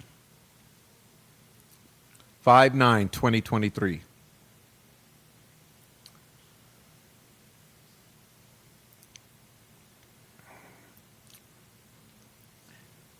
Submitted by Melissa Stewart on 5/15/2017. So for everyone in the back, okay, can I call them retards without being shamed by the whack job, the crazies, the cranks? Okay, check it out, everybody. Hit the reset button, please, if you're listening. Now's the time to probably sit down, refocus, avoid distractions, perk up your ears, say it how you want to. This is May 15th, 2017. That's right, May 15th, 2017. So let's backtrack to the murders. February, okay? February, March, April, May 2017. This is literally 3 months after the girls are found murdered on Ron Logan's property. May 15th, 2017. Redacted contacted the FBI Public Access Line unit to report a tip on the Delphi homicide. Now listen. Remember I said you will see corroborating evidence that Ricci Davis is telling the truth about his quote-unquote friend or someone he knows contacting the FBI. Well, now you have the proof in the form of a receipt that this is true, because on May 15th, 2017, an individual contacted the FBI Public Access Line unit to report a tip. This individual provided the following information. Ricci Davis is currently incarcerated at the Newcastle Correctional Facility. It gives the address and phone number. It says this tipster received a call from Davis advising he is in the same block as Ron Logan, owner of the land where the double homicide took place. So let's hit the reset button, because this is for all the absolute geniuses who deny reality every time we talk about Delphi.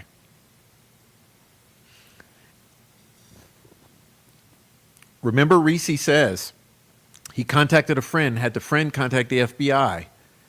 Well, listen, this is 3 months, almost to the day, after these murders.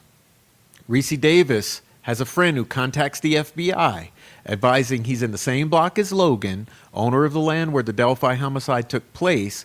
Logan is in prison for parole violation. And listen to this statement now, 3 months after the murders. Logan confessed to Ricci step-by-step killing of the two girls. Logan told Ricci how he burned his clothes in a fire pit and where it was located. Used box cutters and struggled with one of the girls and thought drops of blood from his nose ended up on her clothes. Ricci also advised that he killed the older girl first. Redacted said Ricci wants nothing from this but justice for the girls. This is for all the fucking idiots who will stalk, harass, okay, try to attempt to discredit, who will call Ricci a plant, who will call Ricci a liar, who will call me a liar, who will call Erica Morse a plant and a liar, who will call Dirty Diana a plant and a liar, who will call everyone who doesn't go along with their groupthink dynamics a fucking plant or a liar. In other words, all the plants. This is for all the plants. Second paragraph in the red box. This is where the money is. Logan confessed, okay, on May, see where I'm circling the mouse? May 15th, 2017, 3 months after the murders, Ricci's friend calls, giving the following statement. Logan confessed to Ricci the step-by-step killing of the two girls. Logan told Ricci how he burned his clothes in a fire pit, hello, and where it was located. Used box, I got to get the sound. Used box cutters. Oh my God.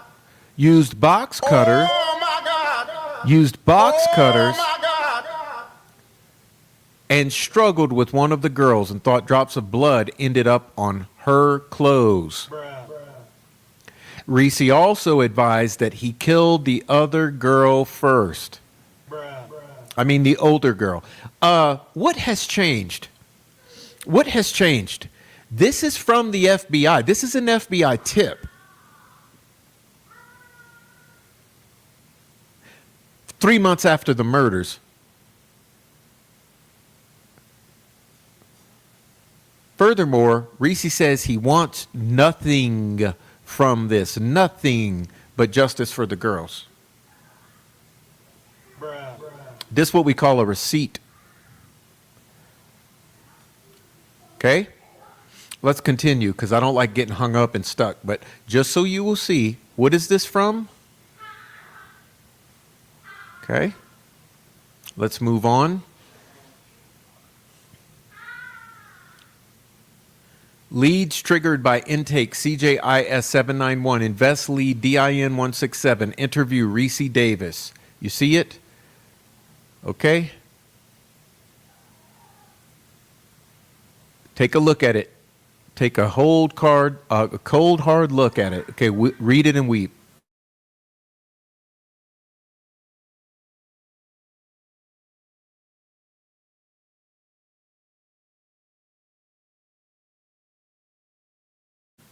All right. As you see, Kathy Shank. Okay, Kathy fucking Shank. Fully covered, right? Fully covered, quote unquote. Does anybody believe this is fully covered? All right, fully covered, allegedly. In other words, make this go away. Fully covered by Kathy Shank. I hope you see this. Discontinued as of 1/06/2023. Look at the dates. 1/06/2023. January 6, 2023. How convenient. Discontinued. Lead is discontinued due to no follow-up with Ricci Davis. What does that say? Hello? Hello? Lead is discontinued due to no follow-up with Ricci Davis? Is that the admittance that there's no follow-up on Ricci Davis? January 6, 2023, Kathy Shank discontinues the lead due to no follow-up with Ricci Davis? But didn't Ricci just say a box cutter is involved before anyone fucking knew that? Three days after the murders? And that Ron Logan burned items in a fire pit? And that drops of blood ended up on the clothing? And that Ron or someone killed the older girl first? Bruh. What are we even looking at here? What are we looking at? Like, did no one catch this? I mean, where's our defense investigators? Where's our defense team? Where's Brian Alvey? Okay? Where's Nick McClellan? Where's Kathy Shank? Where's Unified Command? Where is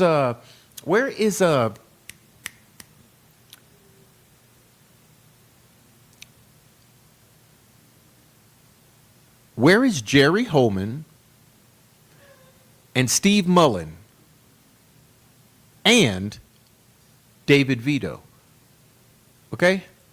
Where are they at? Where's Unified Command? Lead discontinued due to no follow-up in January of 2023. Oh, and then we say, oh yeah, Ron Logan passed away in January 2022, so we don't need to know the truth about the murders, right? Leads triggered by DIN 167. Now look at this. Invest lead, DIN 2736, locate and interview Ricci Davis. Okay, let me go back to show you. Look at this one. It's going to get deeper. It gets deeper. Locate and interview Ricci Davis. Locate and interview Ricci Davis from Delphi to ISP investigators Jay Harper.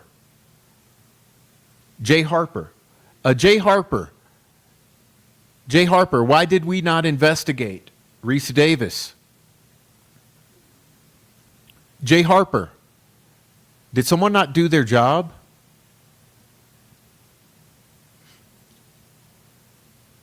Locate and interview Ricci Davis, Jay Harper. Lead coverage, covered by Kathy Shank on behalf of Jay Harper on May 9th, 2023. What? Who the fuck? What is this? I don't understand. Locate and interview Ricci Davis, Jay Harper, covered fully by Kathy Shank on behalf of Jay Harper, May of 2023, in order to bury the truth about Delphi and prosecute and railroad Richard Allen.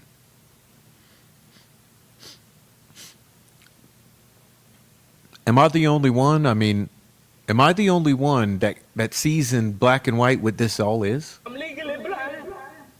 Bruh. Bruh.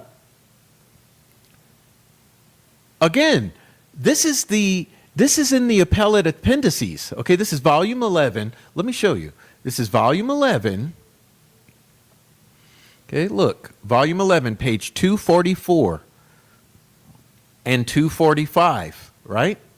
Again, where's our critical thinkers now? Okay, where are our critical thinkers now? What has happened to our esteemed attorneys working the defense in this case? What has happened to our highly respected investigators from Unified Command, ISP, FBI, Carroll County Sheriffs, and Delphi Police Department? What has happened to the Crimes Against Children's Task Force? What has happened to our esteemed defense team and the esteemed defense coordinator, Matthew Hoffman, and Brian Alvey, and Jennifer Auger, and Brad Rozzi, and Andy Baldwin? What happened? Could no one piece together the scenario here that's outlined in this investigative thread alone? I mean, fuck, it's a defense filing.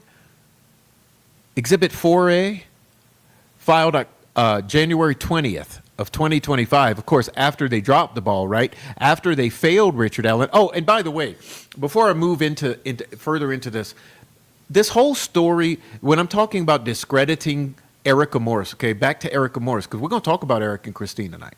I've already have. Back to the discrediting of Erica Morris and Christine, defense investigators. They failed Rick. They're the reason the defense lost the case. Really, really. Okay, so here's a question for the crazies. Okay, Christine and Erica, who were hired to work this case, who ended up getting severed from the case by Judge Gull because of Jason Jensen, who never got paid, who from the day that they were severed, ever since then to now, have worked pro bono on this case every day of their life, ever since this severing of Jason Jensen. How did they sabotage and derail and fail Rick Allen, okay? Why are they solely to blame? Why is Erica Morris and Christine solely to blame for the failure of the defense and Richard Allen? Excuse me. As far as I can remember, there was another investigator named Brian Alvey, right? Why do I never hear his name mentioned? Oh, and then there's another person named Matthew Hoffman who was literally coordinating all of this. Why do we not blame the person coordinating the investigators, sending them on their little menial task, rabbit holes that were totally non-productive? Why do we not blame Matthew Hoffman and Brian Alvey for anything? Oh, and beyond that, let's hit the reset button. Who are the actual attorneys who've touched this case? Oh, let's see. Was it Erica Morse? No. Was it Christine Salzer? No. Was it Brian Alvey? No. Was it Matthew Hoffman? No. Who are the attorneys who touched this case? Let's see.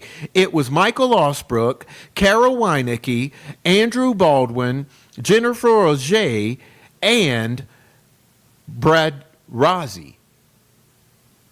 And then there's the entire prosecutorial team who are also attorneys who've touched this case. It seems to me that every single attorney who had their hands on this case are to blame for the failure of the defense of Richard Allen and allowing this railroading to ensue.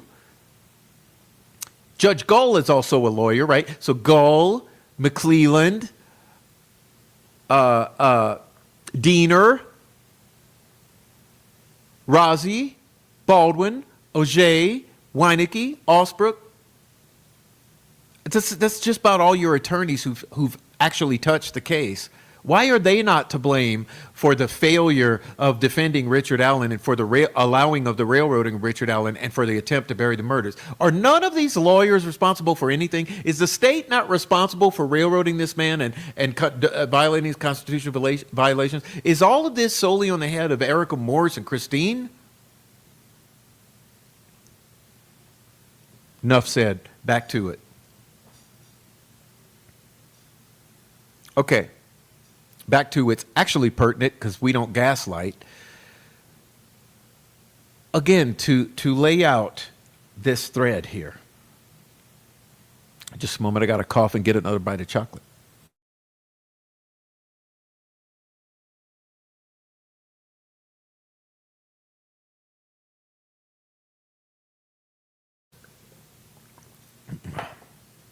Okay. Again, for those in the back who are extremely reluctant to think for themselves, Defendant's Exhibit 4A, okay, which we don't end up seeing, right, until January of 2025 after the defense has already failed Richard Allen. Suddenly we find this and we don't even understand how to interpret it. So let me help you all. Okay, let me help all these highly esteemed appellate attorneys and all these highly esteemed lawyers, and let me help all of these so-called investigators. Oh yeah, and let me help all of the fucking crazies you refer to as the cronks understand what this actually means. May of 2023, Kathy Shank hard file scans and enters as an attachment report number DOC 20 230 509 152 522 PDF. Narrative submitted from Melissa Stewart on 5/15/2017. Ricci Davis, okay, is currently incarcerated at Newcastle. Received a call from Davis advising he's in the same block as Logan, owner of the land where the Delphi homicide took place. It's reported that Logan is in prison for a parole violation. He's still in prison when they received this. They should have never modified him out having this information, right? Okay, let's think about more critical shit. Whoops. Okay, sorry about that. I'm goofy. All right, come on. Come on, technology. Okay. Logan confessed the step-by-step killing. Logan told Ricci how he burned his clothes in a fire pit, which means 3 months after the murders, they could have gone, look in that fire pit. They knew where it was because, look, he also told them where it was located. They could have dug up that fire pit and found those clothes or some sort of remnant of the clothes. They would have found out where it was located. They would have learned that Logan claimed box cutters were used and that there was blood possibly on one of the victim's items of clothing. They could have then tried to go find Ron Logan's blood or DNA on the clothing, right? That's called investigate the crime. He also advised he killed the older girl first. Could they have had the medical examiner review his findings and determine whether or not evidence would indicate, rigor mortis would indicate, pallor mortis would indicate, anything would indicate whether or not the older girl was killed first, thereby validating an element of this confession, thereby making them able to charge Ron Logan at this point in time? I don't know. And what happens? Kathy fucking Shank fully covers it. Oh my God. Oh my God. Kathy Skank. Oh my God.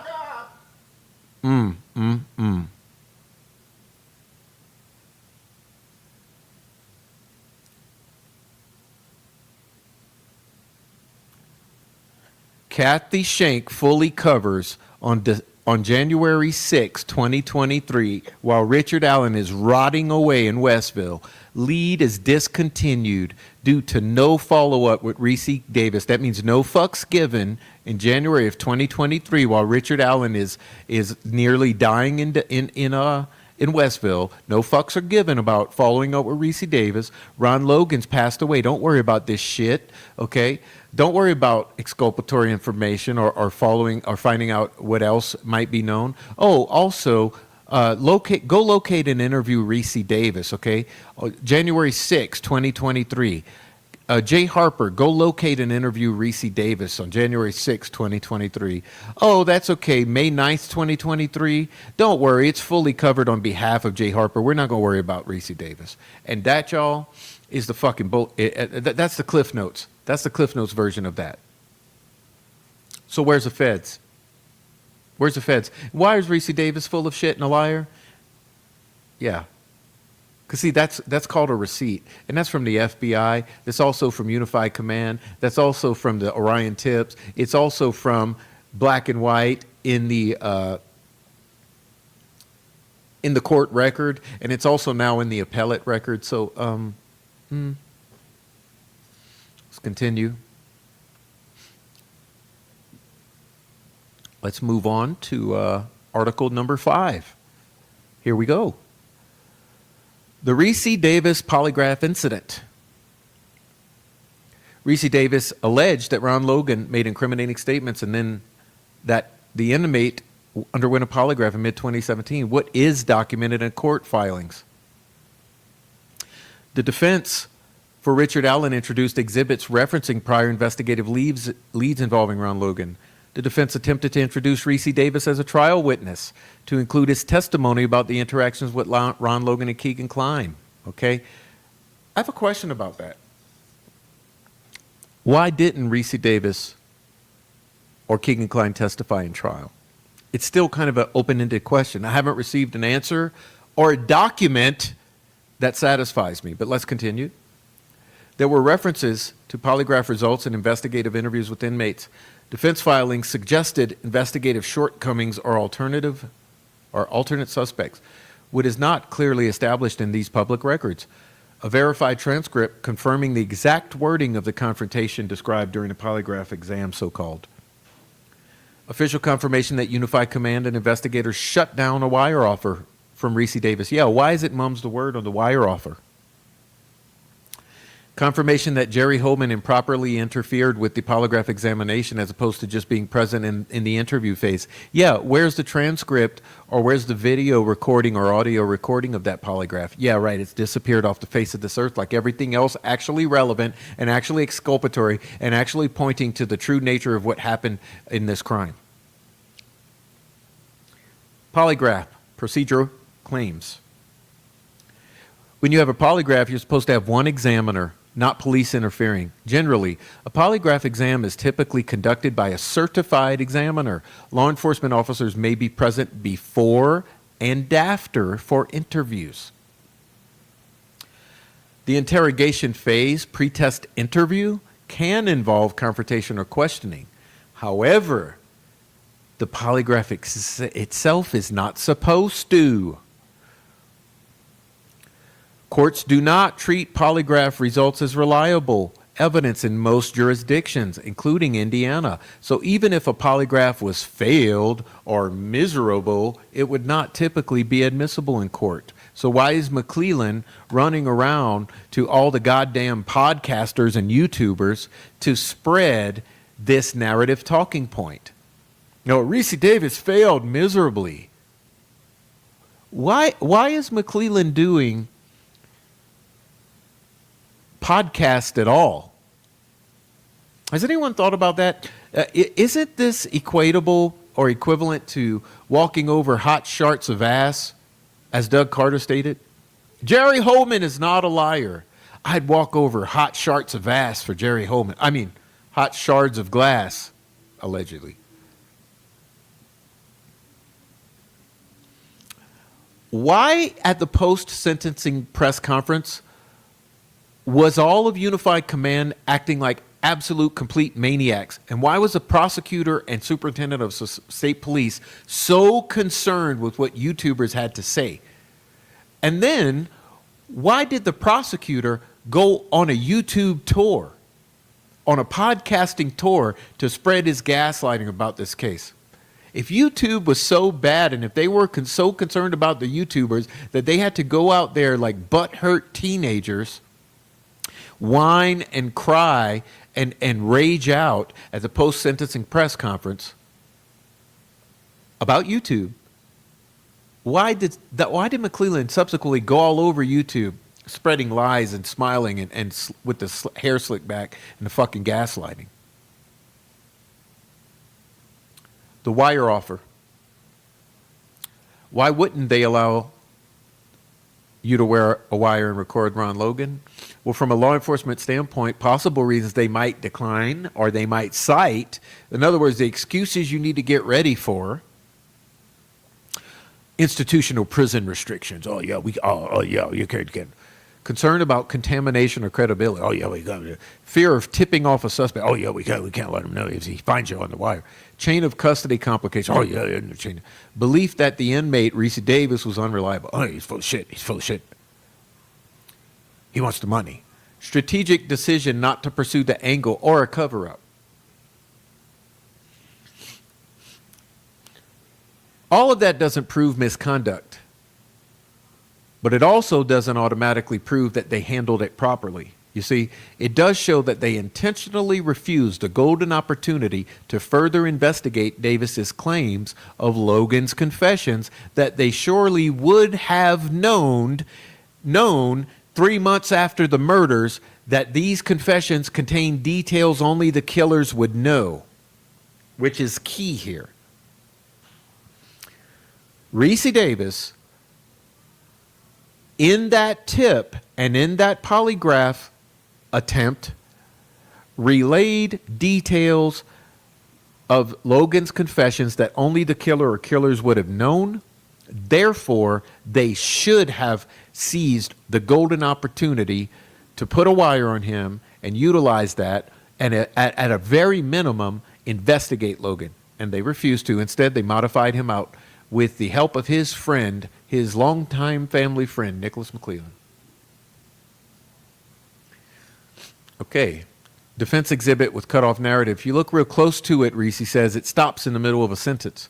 If that document exists in the public trial exhibits, it would be useful to compare the defense exhibit version against the original investigative reports and videos. Oh, but conveniently, they've been disappeared. Any handwritten statement scans and investigator reports. Oh, but some reason, where is it? Where's the hand? I mean, where's Holman and Hansard's actual full investigative reports on this situation? Didn't Holman, wasn't he obligated to write a report of this particular thing? Where is that? Of course, the excuses they'll cite is that sometimes a statement appears cut off because only the written portion provided was scanned. The inmate was stopped by law enforcement, or the inmate just stopped. The document was an excerpt, or the second page wasn't included. Without seeing the full exhibit or seeing any of the reports, it's impossible to conclude. But Ricci's claims raise many concerns about Holman's reluctance to hear and document relevant and concerning details of confessions that that had the potential to blow the investigation wide open in May of 2017, right? Again, back to the top of the page. When did this fucking tip come in? Look at it. Read it and weep. 3 months after the murders. 3 months after the murders. May 15th of 2017, they could have blown the case wide open. Instead, what were they doing? They were busy deleting 70 days of evidence that occurred during this time frame, right? During this time frame. This is the magic zone, right? This is the time frame that all of this shit disappeared, that they got rid of everything important, and at this very same time, they were being provided with evidence that only the killer would know. Okay, let me continue, see if I didn't lose my place.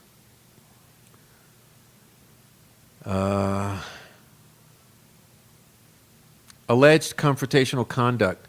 The described behavior, rapid questioning, mixing accurate, complete, and true agitation, dismissal of medical explanation, fits common interrogation pressure tactics, also known as Reed technique, but goes far beyond the expected technique and crosses over into willful defiance and reluctance to hear out the witness. Okay, this is the hand over there. We don't want to hear what you got to say, Ricci Davis. Fuck you. Go away. Okay? Go away. Fuck you. Fuck you. Fuck you. Bruh. This is especially concerning in such a high-profile, stagnant investigation in which time was of the essence. This does not automatically mean that the polygraph was invalid or the subject was deceptive. the results were fabricated, or the investigation was corrupt. But it could support the narrative that the session was adversarial and intentionally caused to be fruitless by Jerry Hoban, that the subject, Ricci Davis, was agitated, emotional, and suffering from Tourette's syndrome, causing difficulty in the interpretation, and that investigators used this against him in order to help facilitate the dismissing of these claims. Baseline measurements may have been compromised or didn't exist at all, which immediately discount any claims made by the state in regards to this polygraph examination. About Nick McClelland saying he failed miserably. Well, polygraph scoring terminology usually doesn't use the phrase failed miserably, okay? This sounds like a targeted commentary and specific PR messaging by the prosecutor, not technical scoring language. This is intentionally designed to both dismiss and discredit the whistleblower testimony and any other claims made by Ricci Davis, both before and after McClelland's statement was made, effectively preemptively discrediting any further statements that Ricci might make. Big picture context. In the larger context of the investigation into Abby Williams and Libby German and prosecution of Richard Allen, there has been extensive debate over whether Ron Logan and the Kleins were properly investigated.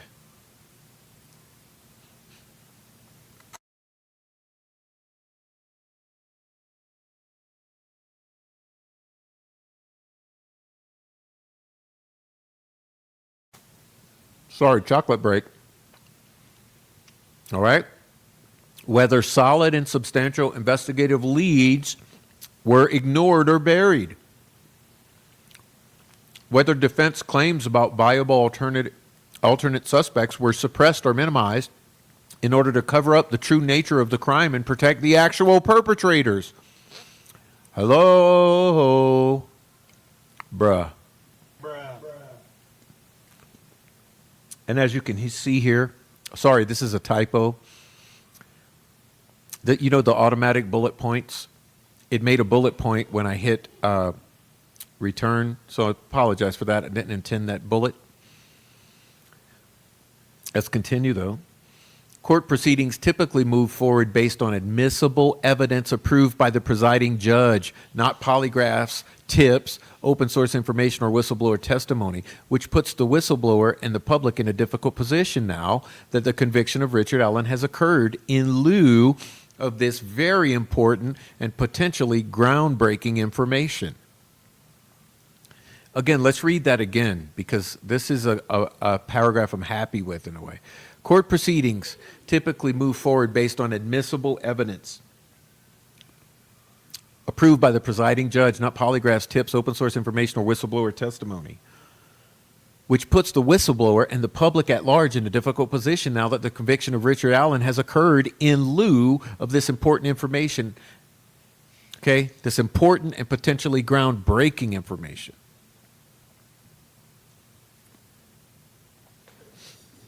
Now, the credibility question in Ricci Davis's decision to come forward. Critics point first to circumstance. At the time of this disclosure, Ricci Davis was incarcerated and housed in protective custody.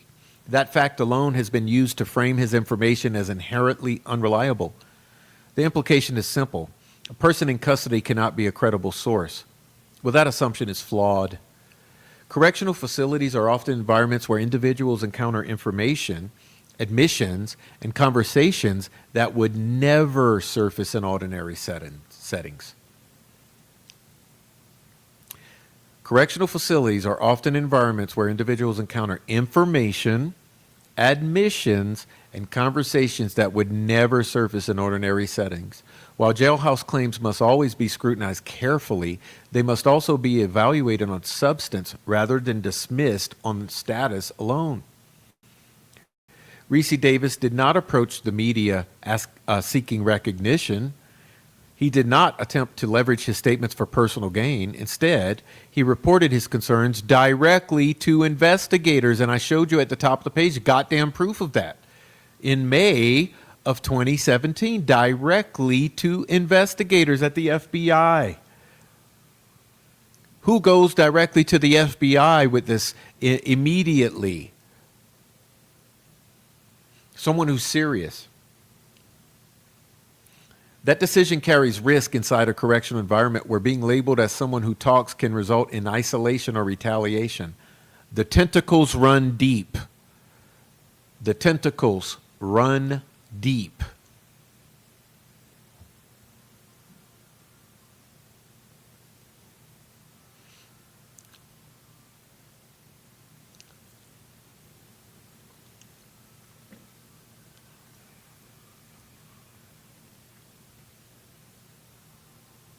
What distinguishes Davis's account, in his view, was not rumor or recycled media coverage, couldn't be at the time, but specificity, details conveyed in a manner that suggested deep knowledge and validity rather than speculation. Davis maintains that the information did not present as secondhand gossip circulating through a dormitory, but as statements delivered with emotional and factual weight. Reasonable minds may debate interpretation, but motive matters. That's why women always think of motives.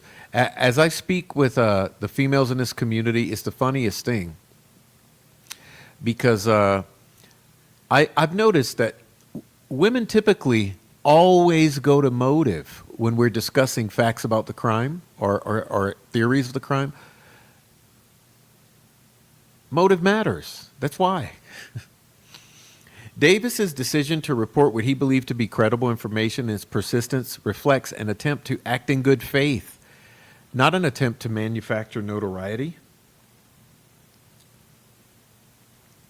The question, therefore, should not begin with who Davis was at the time or what crimes he had committed or been incarcerated for, but whether the substance of what he reported was examined thoroughly and objectively. Again, the question is not who he was or what crimes he committed, but whether the substance of what he reported was examined thoroughly and objectively or not. Following his interaction with investigators, Ricci Davis left with a deep sense of unease. He has described the experience not as a disagreement, but as a perception that conclusions may have been already solidified before his information was fully explored. In other words, you could say it this way, they had their minds made up. That perception, whether ultimately accurate or not, shaped his continuing concern. It is important to separate two concepts, emotional reaction and evidentiary standard.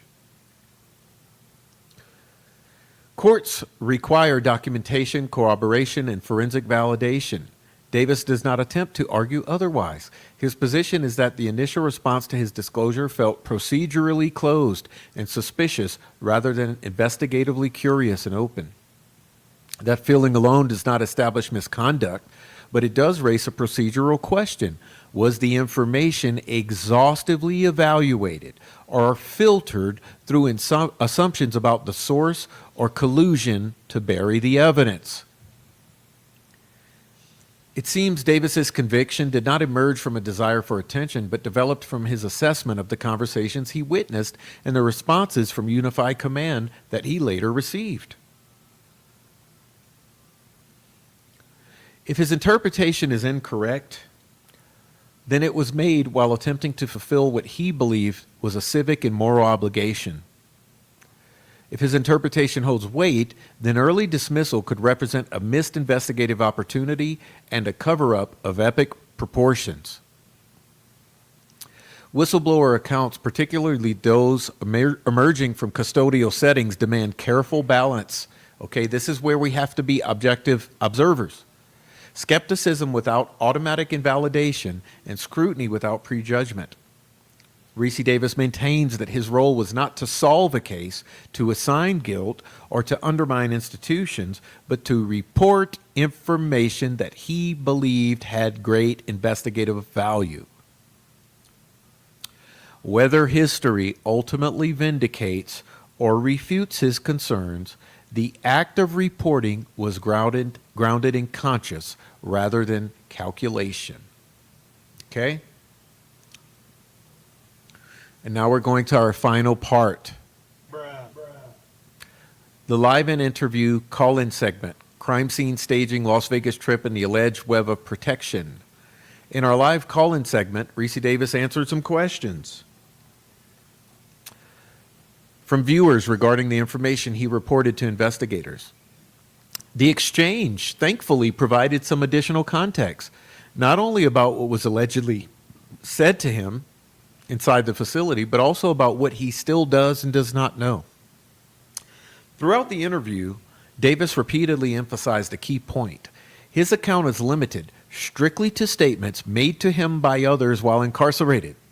Where details were unclear, he said so plainly. This distinction matters, again, and it lends authenticity and validity to his whistleblowing. Alleged staging of the scene. When asked about the placement of the sticks and symbols at the scene, Davis stated that he was told the scene was intentionally staged. According to what he described hearing, the staging was meant to create the appearance of a ritualistic or witchcraft type of symbolism. He clarified that the individual describing this did not explicitly use terms like Odinism, but instead referred more generally to symbolic patterns meant to mislead investigators. Although in my opinion, it's important to make the distinction that although there was staging, it does not mean that some of the individuals involved did not attempt some true ritualistic elements or were not intimately familiar with authentic ritualistic elements. In other words, two things can be true at once. Although there was staging that was intended to create an appearance of ritualistic or witchcraft type of symbolism to make it look like something an old man doesn't do, it doesn't necessarily mean that some of the individuals involved did not attempt some type of true ritualistic element, or at a minimum were not intimately familiar with true authentic ritualistic elements or ritualism. That's what I mean. Like the two are not mutually exclusive, which brings in my theory that Ricci Davis plus the Franks memorandum equals the truth about the Delphi murders. It's a conglomerate of both. What if the cleanup crew were, as a true or ritualistic practitioners who came in and did the cleanup or part of the staging and took advantage of Abby Williams and assisted in her undoing? Who knows? Davis also stated that that he was told the staging was intended to shift suspicion, specifically to make it appear as something an old person wouldn't do, thereby manipulating public perception. And if you think about this case from the very beginning, I've said, from day one, this has been about manipulating public perception. In the entire first opening statement I gave, I mentioned how the PR team has been on this from day one, whether it was the CIs, whether it was individuals acting on behalf of the state police, the local cops, the killers, or the Unified Command. Regardless, public perception has been manipulated since day one. And it would make sense that this staging would also, include the manipulation of public perception, which means the manipulation of public perception has not only happened in this day and in this year and for these past several years, it started before day one. This has always been about manipulating public perception. Now you have to ask yourself why that is. Importantly, Davis had not acknowledged that he cannot independently verify whether those claims were true or not. He simply documented and later reported what he was told. the party and the cleanup allegations. During the interview, Davis discussed descriptions that he allegedly received about a gathering on private property in the days surrounding the crime. Remember this, he even said it started on the night of the 12th at sundown.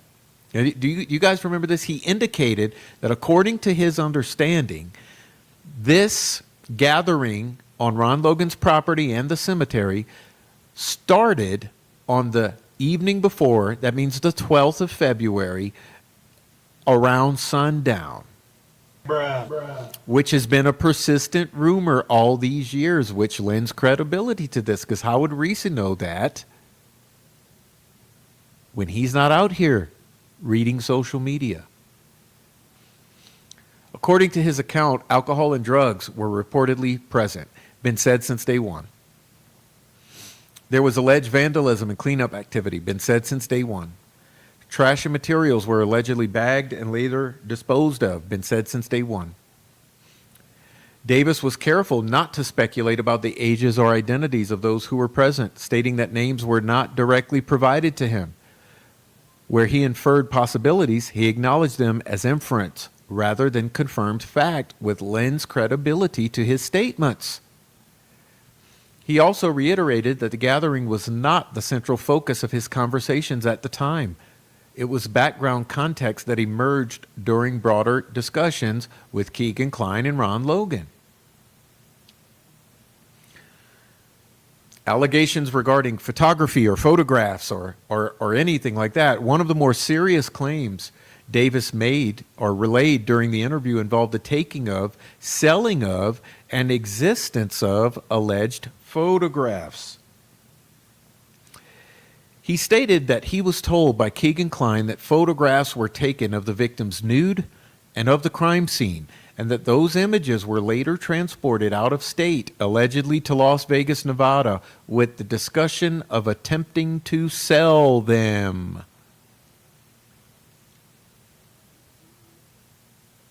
Oh my God! Bruh. Again, this validates a persistent rumor that has persisted for years, that photographs, gore porn, snuff films, or crime scene photos in general had been out here for years and sold and or passed around on the dark web. Do you guys remember this Garrett Kurtz, Sheena Cottrell, Nick Edwards story? For you OGs, those who really pay attention know the course, know the case. Do you recall the story of Garrett Kurtz, Ashley Garth, Sheena Cottrell, Nick Edwards, that there was a video of our victims, a snuff film of sorts, that had been out there, that one or more of those individuals had seen and had spoken about openly, and how all of that has been rumored on the internet for years? How would Ricci know that? Why would he talk about it? It makes you sound crazy, uncredible, and like a crazy whack job conspiracy theorist.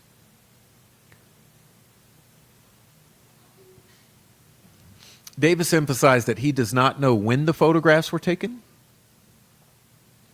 whether they were taken before or after death or both, or who possessed them at specific times. He described hearing that the photos were part of a broader exploitation operation involving online activity and prior illegal material. Look at that. He described hearing that the photos were part of a broader exploitation operation involving online activity and prior illegal trade of illegal material, CSAM. Again, Davis presented this not as fact he witnessed, but as statements made to him. Alleged trip to Nevada, Vegas. When asked specifically about Nevada, Davis says he was told that certain individuals left Indiana because they felt pressure coming on and wanted to get out of Dodge. According to what Davis recounted, there was discussion of selling illicit material. There were alleged contacts in Nevada involved in similar exploitation networks. That's a key in Ricci's statement.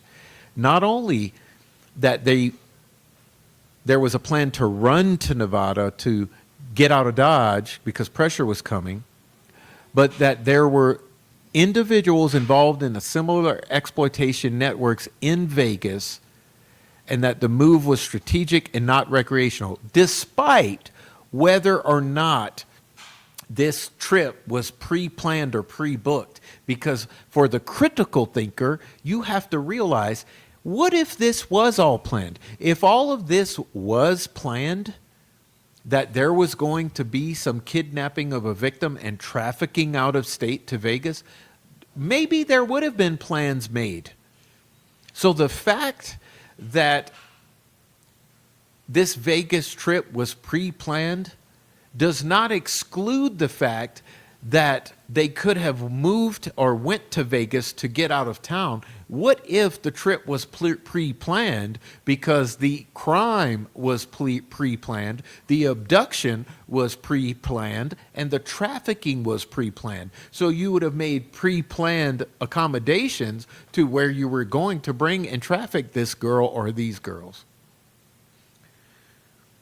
So attempting to debunk this confession of Klein regarding that they wanted to get out of Dodge or that they were going to Vegas to meet with individuals involved in similar child exploitation or CSAM networks, or go to sell material or bring a girl out of state, it's not discounted by the fact that this trip was pre-booked. Okay, and I think that's a very important consideration for the critical thinker, because there are people out here who would try to get you to flush this down the toilet with the claim that this was a pre-planned trip. And I am saying to you, they're not mutually exclusive. It can be pre-planned and also be an effort to go over there to escape the heat. It can be a combination of both. And as I'm mentioning, if this crime was pre-planned for this area of time, or this window of time, it would make sense that maybe there was some sort of accommodations being made. But I think these are small potatoes anyway. None of this is reason to attack individuals. None of these are reasons to stalk, harass, dox, or discredit individuals. These are just tiny nuggets of a broader story. Okay. Davis admitted that the Nevada discussion was not detailed and that much of it was vague. He did not claim firsthand knowledge of events in that state. Now, claims of protection and connections. Perhaps the most serious allegation Davis repeated during the interview involved claims of protectionism. He stated he was told certain individuals believed they were insulated from prosecution due to connections, including alleged illegal or political contacts who were involved in purchasing illicit material. Davis was clear he did not personally verify those connections. He relayed them as statements that were presented to him during the conversations. He described hearing claims that exposure of one individual would implicate others in positions of influence. According to Davis, this alleged web of mutual vulnerability created confidence among those involved that charges would never come. Whether that confidence was misplaced bravado or grounded in reality remains an open investigation, and it remains a charge for federal investigators to look into. Okay? This is an open question that demands further investigation. Where are the feds? Where's our RICO? The bridge statement. In response to a direct question, Ricci Davis stated that he was specifically told by Ron Logan that he was the man on the bridge. This is a claim Davis has previously reported. He noted that this statement was part of what prompted him to take the conversation seriously and to report them. Again, Davis did not claim independent corroboration, only that the statement was made to him. the statement that Ron Logan claimed that he himself was the man on the bridge. Okay?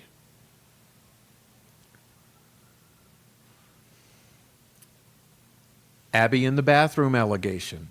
Davis also reiterated a prior claim that one victim, Abby Williams, was kept alive for a period of time in the resident's bathroom before events escalated even further. He acknowledged the disturbing nature of this allegation and admitted that it remains one of the most difficult aspects of the story for him to process. He has no independent proof of that claim beyond what he says he was told by Kagan Klein.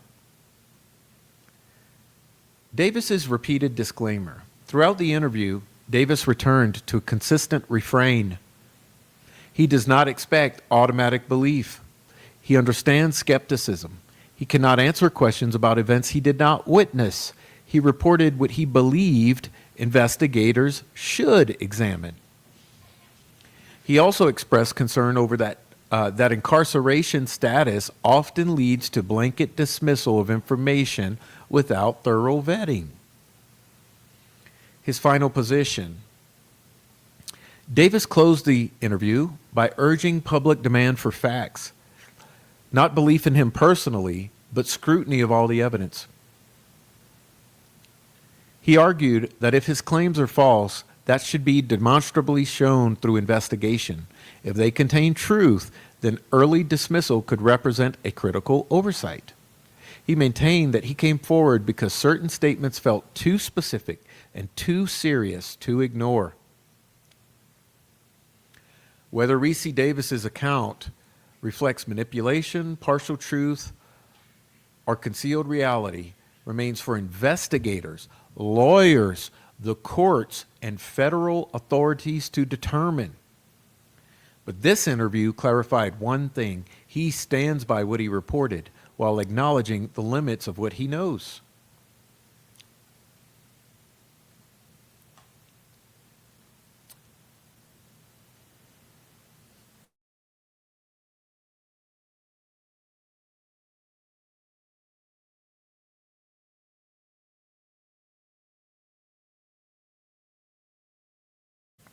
Okay. Transparency demands examination.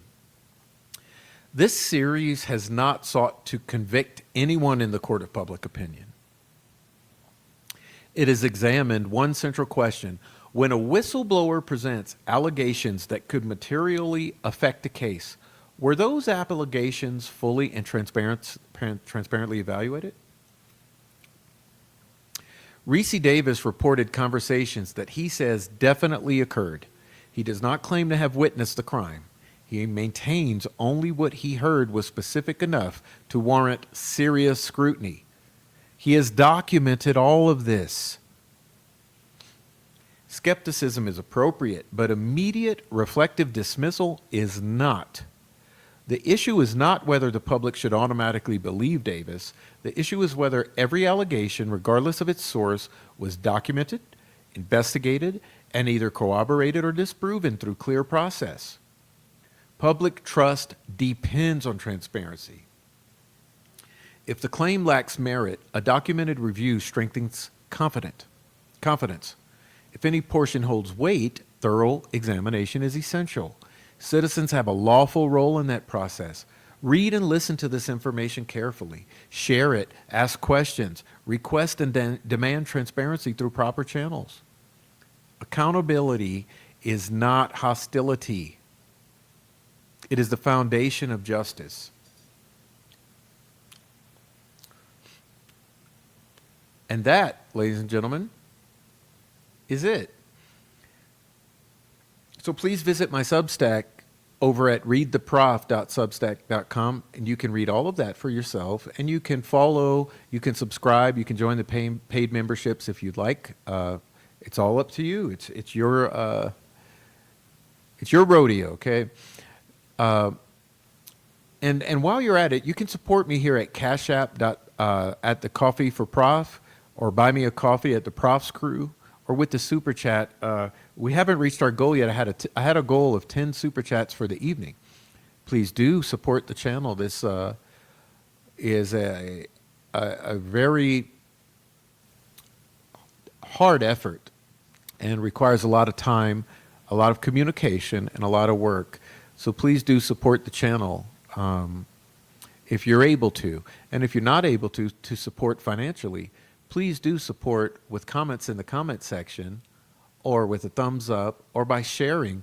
You can also share my Substack articles very easily. If you go over to Substack, please do share the articles, screenshot particular components of the articles. Feel free to share my live streams or my videos.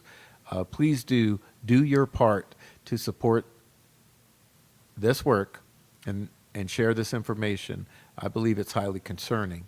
Now, there is something I wanted to go through before we get out of here, and we'll keep it brief, okay, because we're running out of time here. I'd like to look at this memorandum of law in support of admission of evidence of alternative theories of the crime and third-party perpetrators, okay? Now you can see this is filed 8/15/2024. We're going to go through and we're going to look a little something, really particular, okay? So just bear with me here. As you see, I'm flipping. I'm showing you that I'm not lying to you. These are receipts. Okay.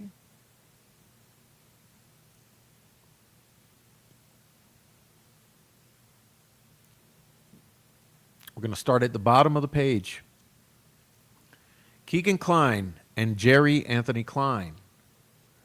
Keegan Kline is the son of Jerry Anthony Kline. He was 22 years old in February 2017. And he and Jerry Anthony Kline resided in Peru, Indiana. In February 2017, Detective David Vito testified that Keegan Kline was communicating with Liberty German using a fake Snapchat account under the name of Anthony_Shots in the days leading up to and on February 13th, 2017. The content of these messages is unknown. He further testified that Keegan Kline admitted to driving to Delphi, Indiana with his father, Jerry Anthony Kline, on February 13th, 2017, and that Keegan Kline waited in the vehicle while Jerry Anthony Kline went into the woods in the area where Abigail Williams and Liberty German's bodies were ultimately found. Detective David Vito testified that Keegan Kline stated that when Jerry Anthony Kline returned to the vehicle, he had blood on him. Roland Purdy further testified that Keegan Kline admitted that they discarded a knife in a river when they were driving home. All of the evidence of this creates an inference that Keegan Kline and Jerry Anthony Kline murdered Abigail Williams and Liberty German. Ron Logan. The bodies of Abigail Williams and Liberty German were located on February 14th, 2017 on the property of Ron Logan. Ron Logan lied to law enforcement about his whereabouts on February 13th, 2017. Ron Logan's physical build is consistent with that of the individual in the video captured by Liberty German's iPhone on February 13th, 2017, and his voice is consistent with that of the voice on the audio. Much like the facts in Allen, the evidence that third parties killed the girls in this matter is exculpatory, unique, and critical to Mr. Allen's defense. The crime scene included many findings that the killers practiced azatru and that it was a ritualistic crime scene. To be exculpatory, evidence must clear or tend to clear Mr. Allen of alleged fault or guilt. Simply put, if someone else committed the crimes, Richard Allen did not. Richard Allen has zero ties to azatru, Odinism, or the Vinlander Social Club, unlike Brad Holder, Patrick Westphal, or Johnny Messer. The above evidence is exculpatory and unique and critical to Mr. Allen's defense. The above evidence that the state wants to hide from the finder of fact is admissible for two reasons. It demonstrates the lack of investigation and failures with the investigation and the fact of a distinct possibility, if not high probability, that people other than Richard Allen killed Abigail Williams and Liberty German. Okay? And there you go. That's all the pages of that particular document. Okay, now I have another one for you. Whoops, sorry about that. Wrong button. I have another for you. Just a moment. Let's pull it up.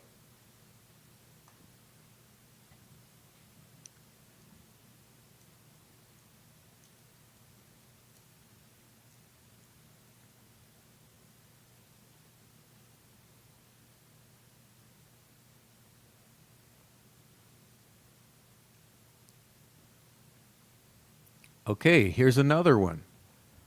Okay.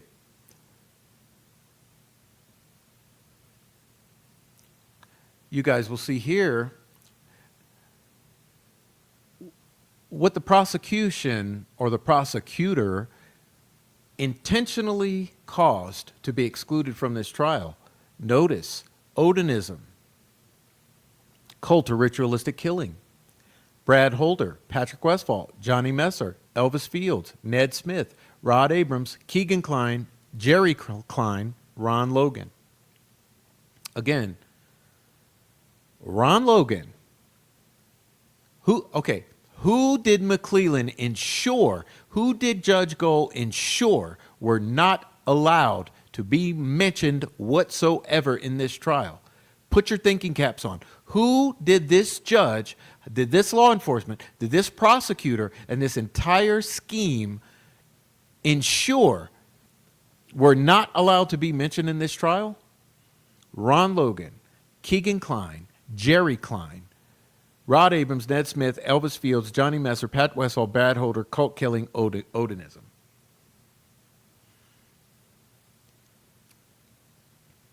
And here we're going to look at some other red flags. Motion for transport of Indiana Department of Corrections inmates. Let's look at these inmates. Remember, this is October 10th of 2024. So I need you all to think, put your thinking caps on, days before trial got underway. Okay, a mere days before trial started. The defense requested from the judge transport orders for the following individuals. You need to think about this. James Haas. James Haas. Who was James Haas? James Haas was the roommate or cellmate of Ron Logan. So if the defense didn't believe this theory, if the defense didn't believe Ron Logan had anything to do with this, why were they requesting a mere few days before trial to bring someone who was housed with Ron Logan over to trial? Next.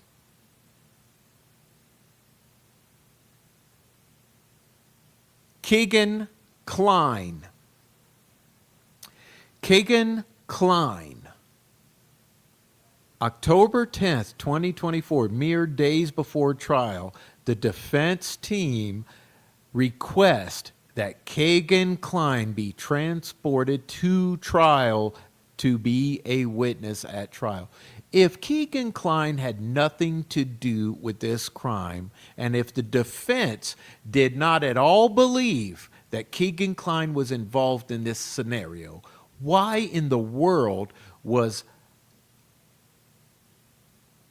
Andrew Baldwin and Brad Rozzi attempting to call Keegan Kline to trial?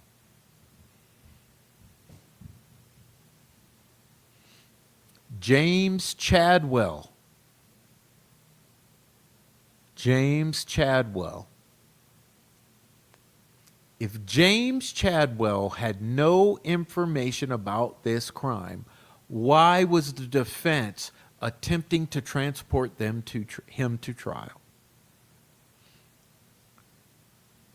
Ricci Davis Jr. If Ricci Davis had nothing whatsoever of value to contribute to this case, if Ricci Davis was not going to be called on at all, if the defense did not believe Ricci Davis, if Ricci Davis is a liar, why was Ricci Davis requested to be transported to trial? James Haas, Keegan Kline, Ricci Davis, James Chadwell.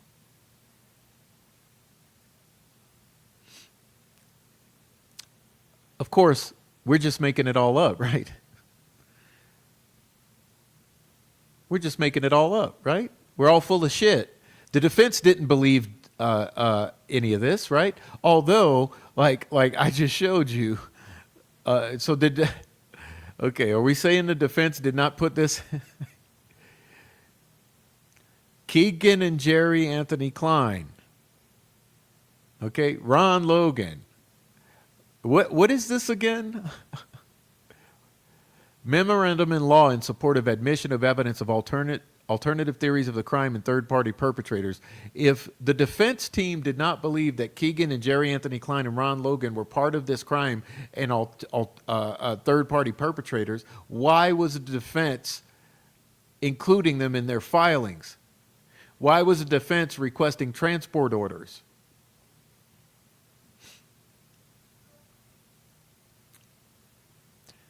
And here's where we get to the Achilles heel, okay? So why?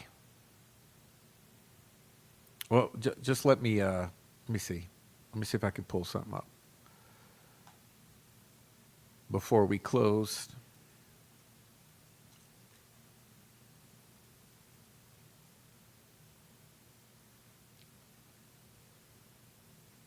Is it already in here?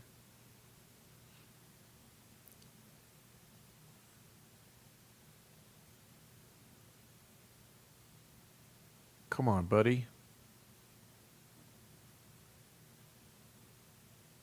Here we go. Okay, here we go.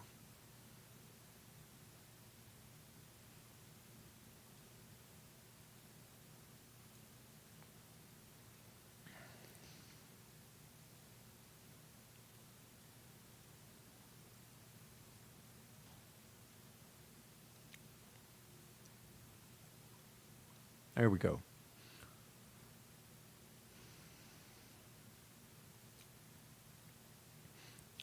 First joint stipulation regarding evidentiary matters.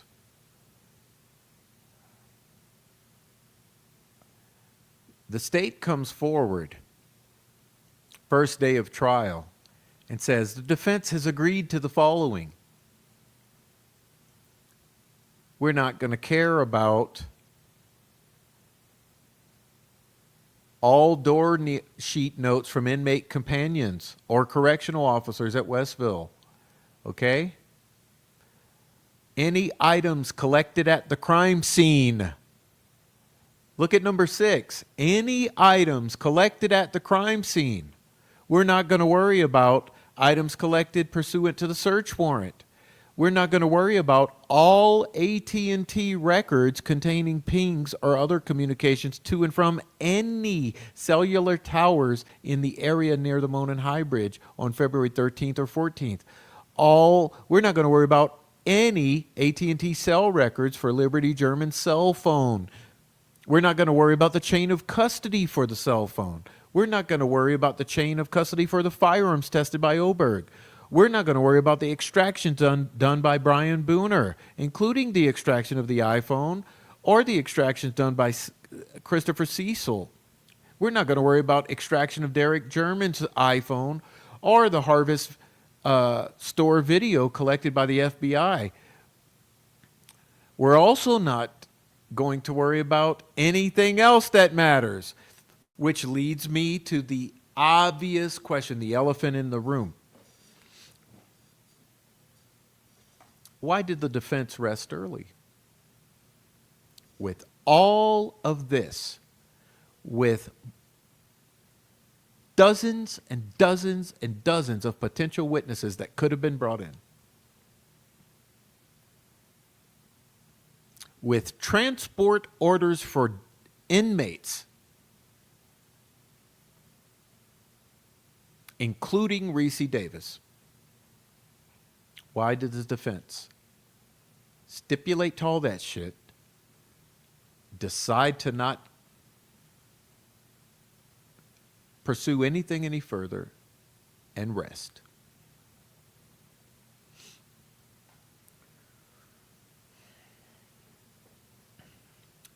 These are questions that don't yet have answers. As a matter of fact, everything you heard tonight were questions, and we await the answers.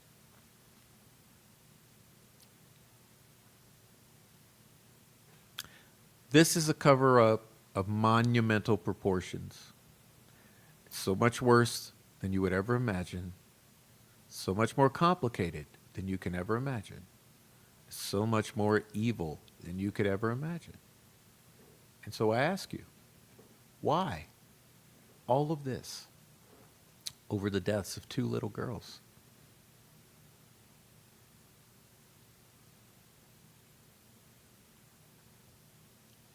Occam's razor says it wouldn't be. The simplest explanation is that it's about much more than simply the murders of 2 little girls in Delphi, Indiana in 2017.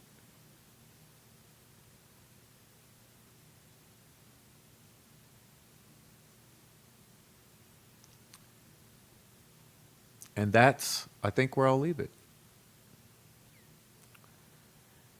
This was our conversation reviewing the aftermath of Ricci Davis's most recent Delphi disclosures on my channel a week ago. And what an insane week it's been. And as I mentioned, it's going to get even more insane because there are efforts underway right now to go on a all-out smear campaign to shut individuals like you and me up so that we don't ask the obvious questions and that everyone lets this go away.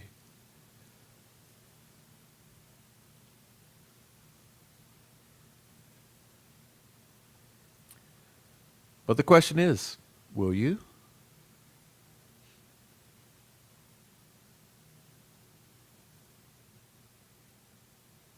Be really careful about what you believe. What's the phrase? None of what you hear and only half of what you see.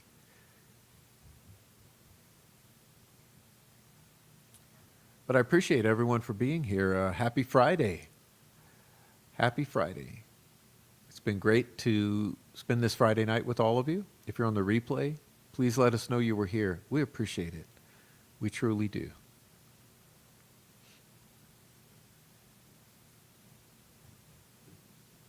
Anyway, be kind to each other, and please don't let anyone abuse anyone else in your presence. Call it out where you see it, because I guarantee you're going to see some crazy shit, because the shit is hitting the fan. And that's a damn fact. Bruh. And the chickens are coming home to roost. I'm legally blind. I'm legally blind. I'm legally blind. With that being said, I wish you all good night. Thanks for being here. Hey, leave me some comments, hit the thumbs up, and support the channel in all the ways you can. Please see my link tree. You can contact me if you need to, and see all my support pathways. God bless you, and God bless Libby and Abby. Okay, we'll see you guys later. Peace out. Shout out Ricci Davis. See y'all later.